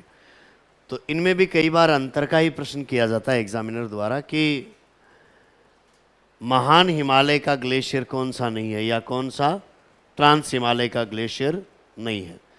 तो इस एरिया में ये ट्रांस हिमालय के नाम पड़े, कुछ महान हिमालय के भी हम नाम इसके बाद में देखेंगे। यहाँ पर कुछ दर्रों का प्रश्न भी हमें बनता है जो विभिन्न भागों को आपस में जोड़ते हैं। कुछ नदियों का प्रश्न भी इस एरिया में बनता है और उन नदियों को आपस में जोड़ने वाले या उन घाटियों तक पहुँचने वाले दर्रों की स्थिति देखते हैं। पहले नदियों की बात कर लेते हैं। इस एरिया में कौन सी नदियाँ आपको मिलती हैं।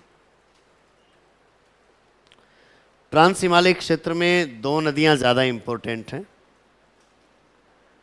पहली यहाँ काराकोरम इसका कैलाश श्रेणी से निकलती है और लद्दाख और जास्कर श्रेणियों के बीच से होती हुई इधर अरब सागर में जाकर गिरती है, जिसका नाम है कौन सी, सिंधु।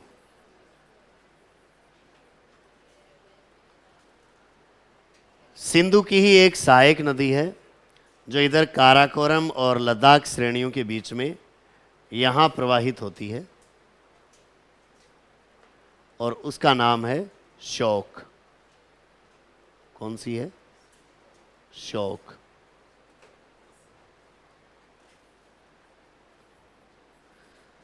ट्रांस हिमालय एरिया में दो मुख्य नदियां हैं। कौन कौन सी, सिंधु और श्योक।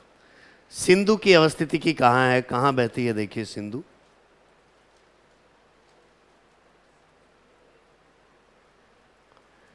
सिंधु की स्थिति देखी जाए तो यहाँ ये तो है श्रेणी कौन सी, लद्दाख, और ये है जास्कर। लद्दाख और जास्कर के बीच में बहती है सिंधु नदी। उत्तर में चलेंगे तो ये है कौन सी, काराकोरम श्रेणी, और काराकोरम के दक्षिण में यहाँ ये है लद्दाख। तो काराकोरम और लद्दाख के बीच में बहती है कौन सी, श्योक नदी। इससे श्योक की भी एक सहायक नदी है जिसका प्रश्न हमें किया जाता है।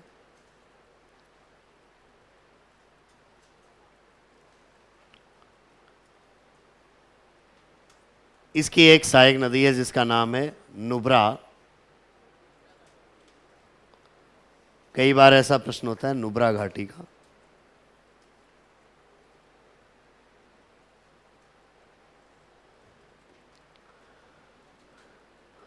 तो काराकोरम और लद्दाख के बीच में तो है नुब्रा और श्योक, और लद्दाख और जास्कर के बीच में बहती है कौन सी? सिंधु नदी। इस श्योक के साथ इस किनारे पर इधर गिलगित और हुंजा, ये छोटी नदियां इस तरफ भी आकर मिलती हैं।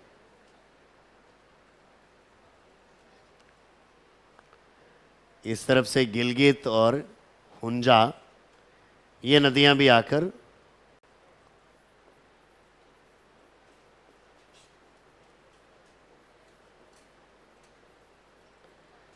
श्योक के साथ मिलती हैं और फिर श्योक गिर जाती है किसमें? सिंधु में। इनके पढ़ने का तात्पर्य ये है, कई बार ऐसा प्रश्न आता है कि हुंजा घाटी कहाँ है, या गिलगित कहाँ है, या नुब्रा घाटी कौन से एरिया में, श्योक घाटी कौन से एरिया में। तो ये ट्रांस हिमालय की प्रमुख घाटियाँ हैं। जो अधिकांश आप नाम देख रहे हैं वो लद्दाख श्रेणी के भी किस तरफ हैं? उत्तर में स्थित हैं। तो अगला बिंदु इसमें लिखिए, ट्रांस हिमालय की प्रमुख नदियाँ।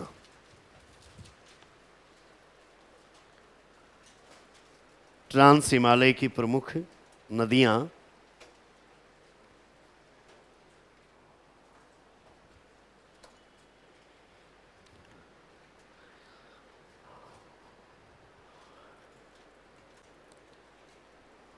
पहला नाम लिखिए, सिंधु नदी। सिंधु नदी।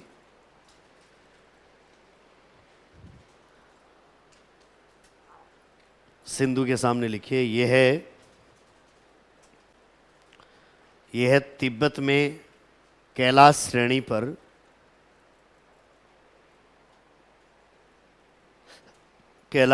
पर मानसरोवर झील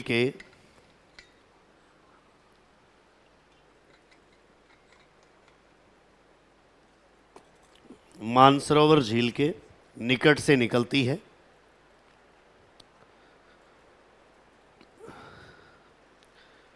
मानसरोवर झील के निकट से निकलती है।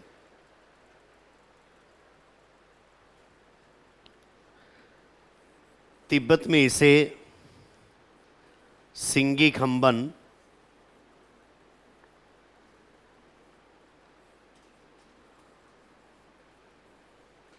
तिब्बत में इसे सिंगी खंबन या लॉयंस माउथ, तिब्बत में इसे सिंगी खंबन या लॉयंस माउथ के नाम से जाना जाता है।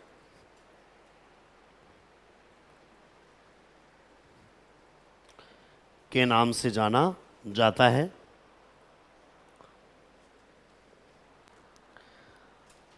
तथा भारत में यह है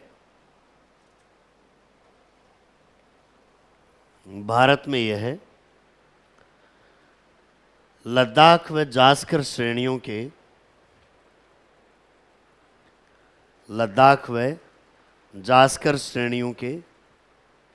बीच प्रवाहित होती है। लद्दाख व जास्कर श्रेणियों के बीच प्रवाहित होती है।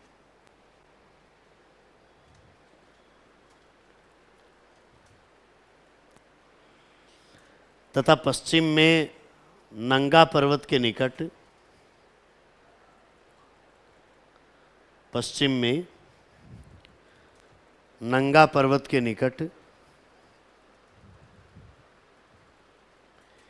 एक तीखा मोड़ बनाकर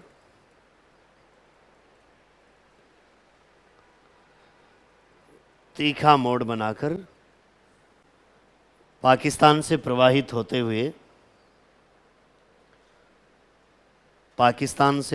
होते हुए अरब सागर में गिरती है।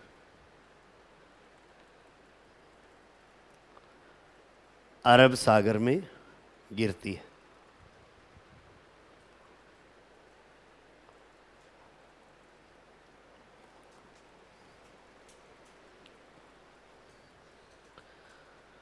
नेक्स्ट अगला नाम लिखिए, श्योक नदी।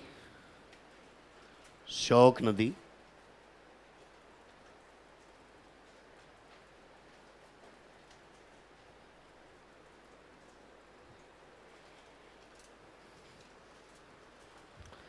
लिखिए, यह है सिंधु के उत्तर में, सिंधु के उत्तर में समानांतर रूप से, सिंधु के उत्तर में समानांतर रूप से काराकोरम व लद्दाख श्रेणियों के बीच, काराकोरम व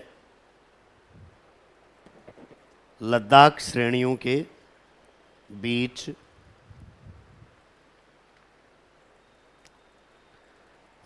प्रवाहित होती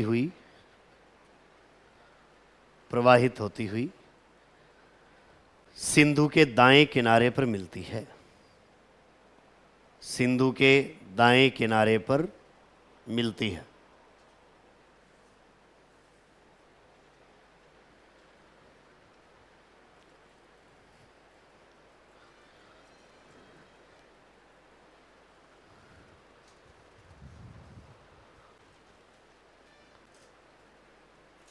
और इसके सहायक नदियां कौन सी हैं? तो इधर पूर्वी भाग में तो इसके साथ में नुब्रा मिलती है, और उत्तरी पश्चिमी भाग में इसके साथ में गिलगित और हुंजा नदियां मिलती हैं। लिखिए, श्योक के साथ, श्योक के साथ ट्रांस हिमालय के उत्तरी पूर्वी भाग में, ट्रांस हिमालय के उत्तरी पूर्वी भाग में नुब्रा नदी, नुब्रा नदी तथा उत्तरी पश्चिमी भाग में, उत्तरी पश्चिमी भाग में गिलगित व हुंजा नदियां, गिलगित व हुंजा नदियां मिलती हैं। उत्तरी पश्चिमी भाग में गिलगित व हुंजा नदियां मिलती हैं।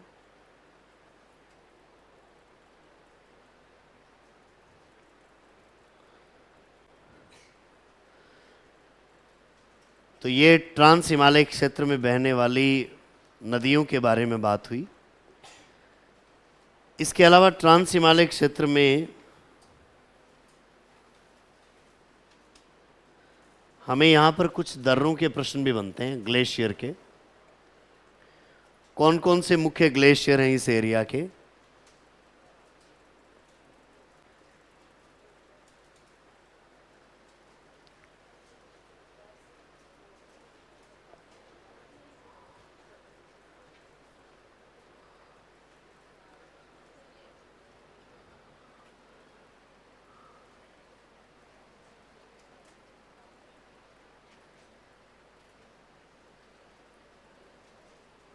तो देखिए, कुछ ग्लेशियर यहाँ उत्तरी भाग में स्थित हैं, जो इस काराकोरम श्रेणी को पार करते हुए आपको मध्य एशिया से जोड़ने का काम करते हैं। यहाँ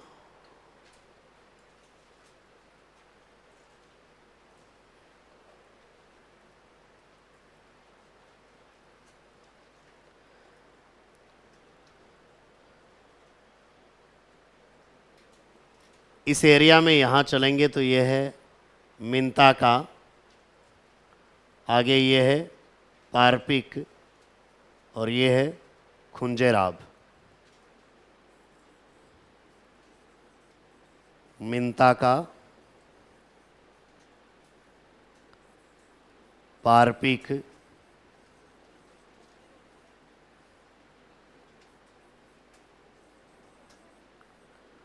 खुंजेराब,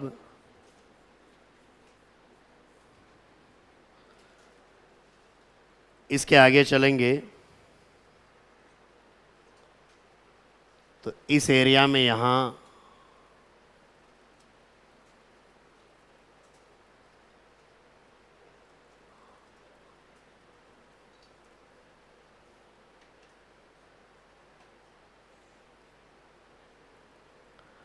यहाँ है अघिल,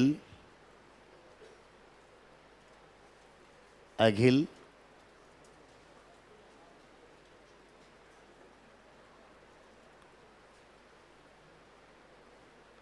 और अघिल से आगे चलेंगे तो यहाँ पर है कारा तागला। हाँ, दिख रहे हो बन के?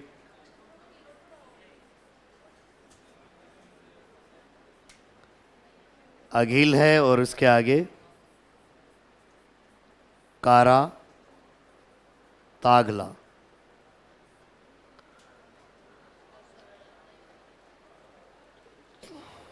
याद करना ही, पार कौन करना? पार करना और भी मुश्किल है। याद करना तो आसान है, 4-5 ही नाम है। कौन कौन से हैं? दूसरे रंगों बताऊंगा।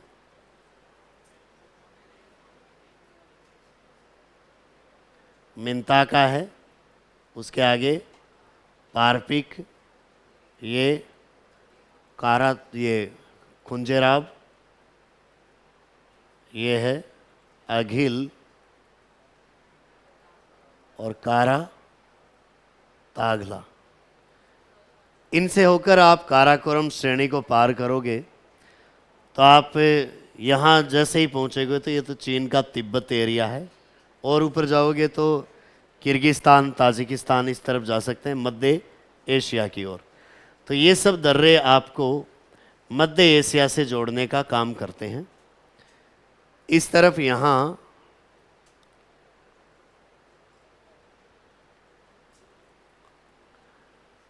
सियाचिन की ओर से यदि हम तिब्बत के रास्ते इधर जाएं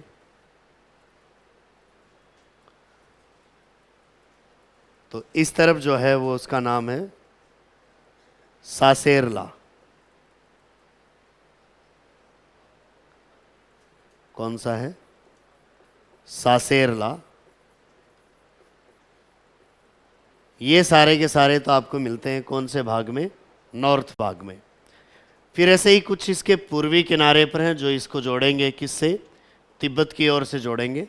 और एक महत्वपूर्ण दर्रा आपको आंतरिक भाग में भी मिलेगा, लद्दाख श्रेणी में भी, एक जास्कर श्रेणी में मिलेगा। तो इस एरिया में कुछ और यहाँ पर भी दर्रे देखने हैं। पहले इनका नाम लिख लेते हैं जो काराकोरम श्रेणी में स्थित हैं। लिखिए, ट्रांस हिमालय के प्रमुख दर्रे।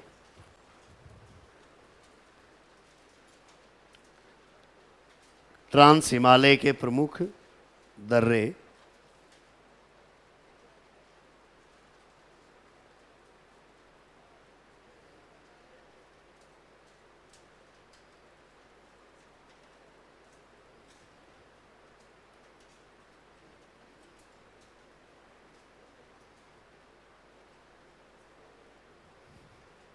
अब बड़ा दिखेंगे क्यों? लिखिए, पहला नाम मिंताका। मिंताका,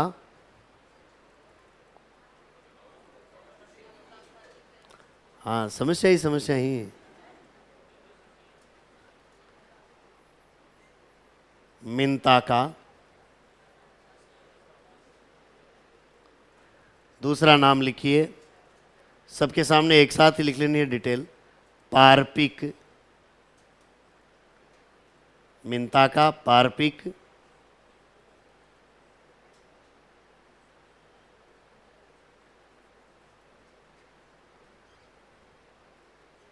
तीसरा नाम लिखिए, खुंजेराब। खुंजेराब।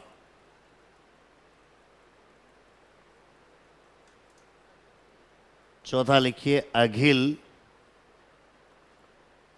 अघिल। अगला कारातागला।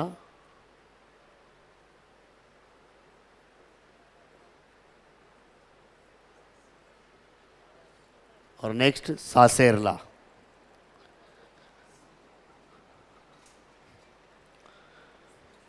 मिंताका, पारपिक, खुंजेराब, अघिल, कारातागला और सासेरला।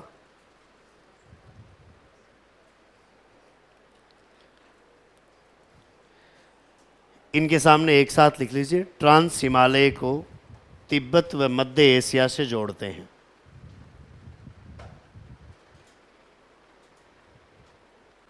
ट्रांस हिमालय को तिब्बत व मध्य एशिया से जोड़ते हैं।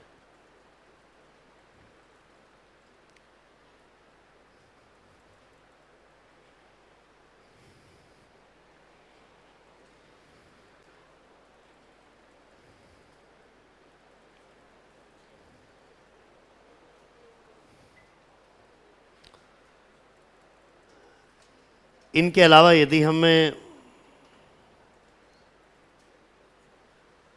भारत के इस पूर्वी भाग में चलेंगे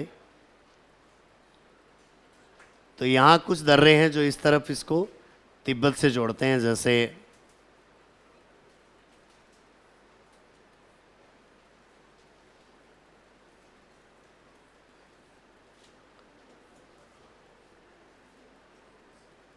इनमें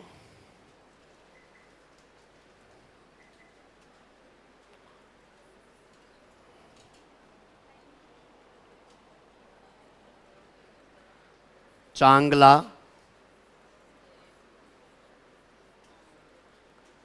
लनकला, इमिसला और दिमजोरला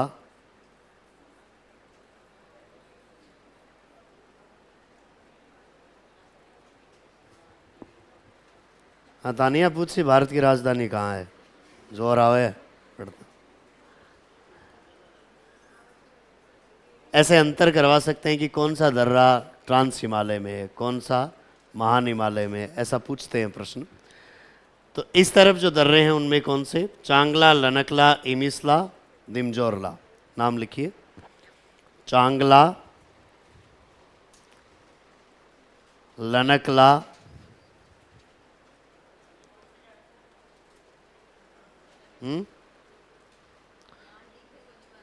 चांगला, लनकला, इमिसला और दिमजोरला।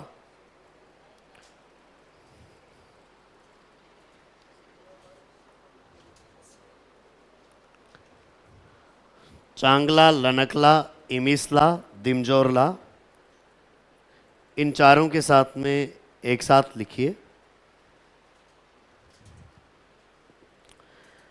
ट्रांस हिमालय के पूर्वी भाग में स्थित हैं।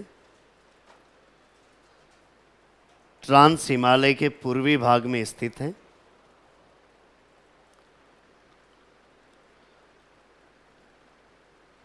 जो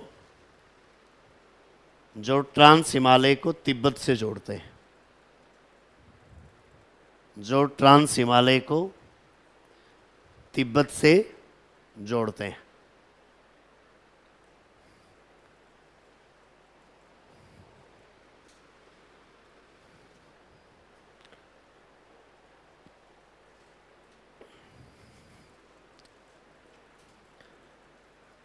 अब इस ट्रांस हिमालय के आंतरिक भाग में यहां पर चलेंगे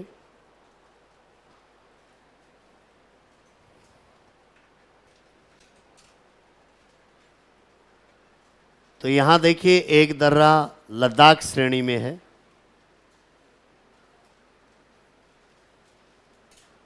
और एक हमें यहां देखना है जास्कर श्रेणी में।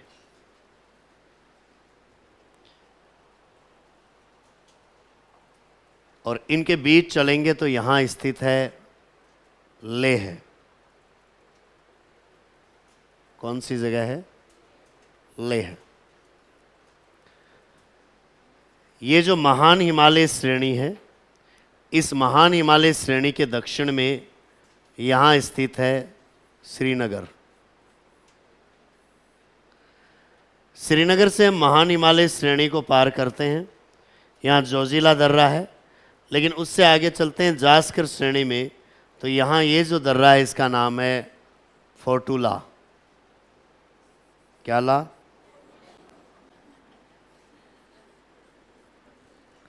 फोर्टूला। यहाँ फोटो खींच सकते हो आप। और इसके ऊपर चलेंगे तो लेह से आगे ये जो दर्रा है इसका नाम है खारदुंगला।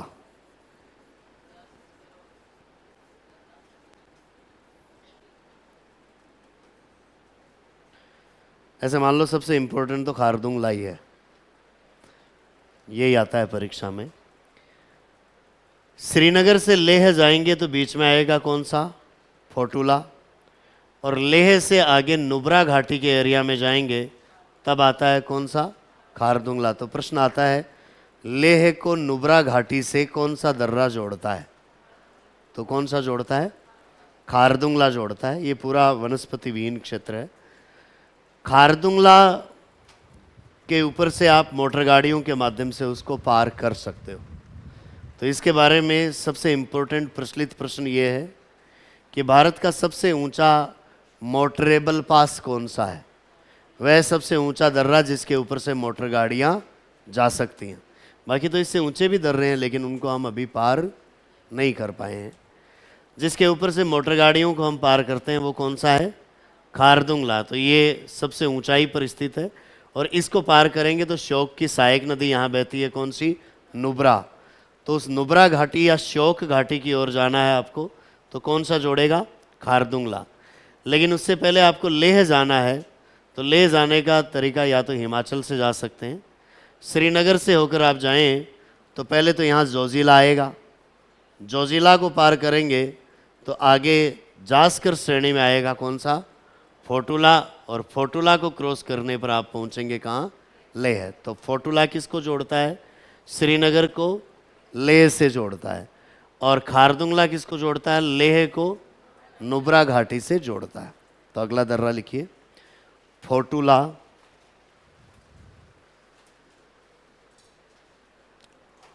फोटुला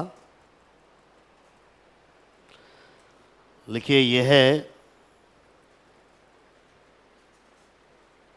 है जास्कर श्रेणी में स्थित है,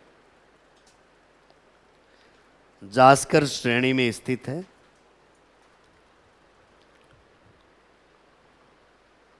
जो श्रीनगर को लेह से जोड़ता है, जो श्रीनगर को लेह से जोड़ता है।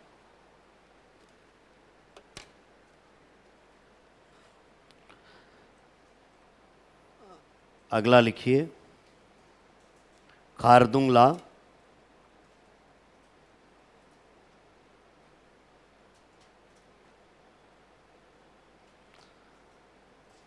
लिखिए यह है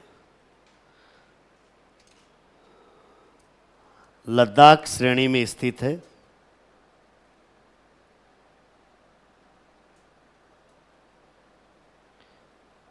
लद्दाख श्रेणी में स्थित है जो लेह को नुब्रा घाटी से जोड़ता है।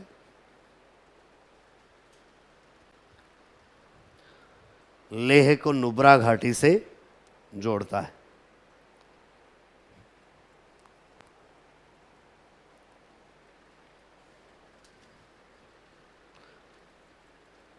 और आगे लिखिए, यह है भारत का सबसे ऊंचा, यह है भारत का सबसे ऊंचा मोटर गाड़ी जाने योग्य दर्रा है। यह है भारत का सबसे ऊंचा मोटर गाड़ी जाने योग्य दर्रा है।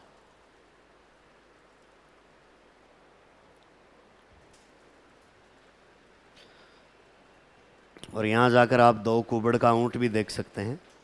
राजस्थान वाले के एक ही होती है, तो इस लद्दाख एरिया में यहाँ 2 कुबड़ का मिलता है आपको ऊँट। ये ट्रांस हिमालय क्षेत्र के मुख्य दर्रों की बात हुई। तो ट्रांस हिमालय श्रेणी में या तो किसी पर्वत चोटी का प्रश्न, या किसी ग्लेशियर का प्रश्न, या इन 2 नदियों का प्रश्न, या इन दर्रों का प्रश्न, यही प्रश्न आपको पूछे जाते हैं। तो भारत के उत्तरी पर्वतीय प्रदेश में हमें 3 उपभाग पढ़ने हैं। एक ट्रांस हिमालय, दूसरा हिमालय और तीसरा पूर्वांचल की पहाड़ियाँ। ट्रांस हिमालय की हमने बात कर ली है और हिमालय की बात बाद में करेंगे।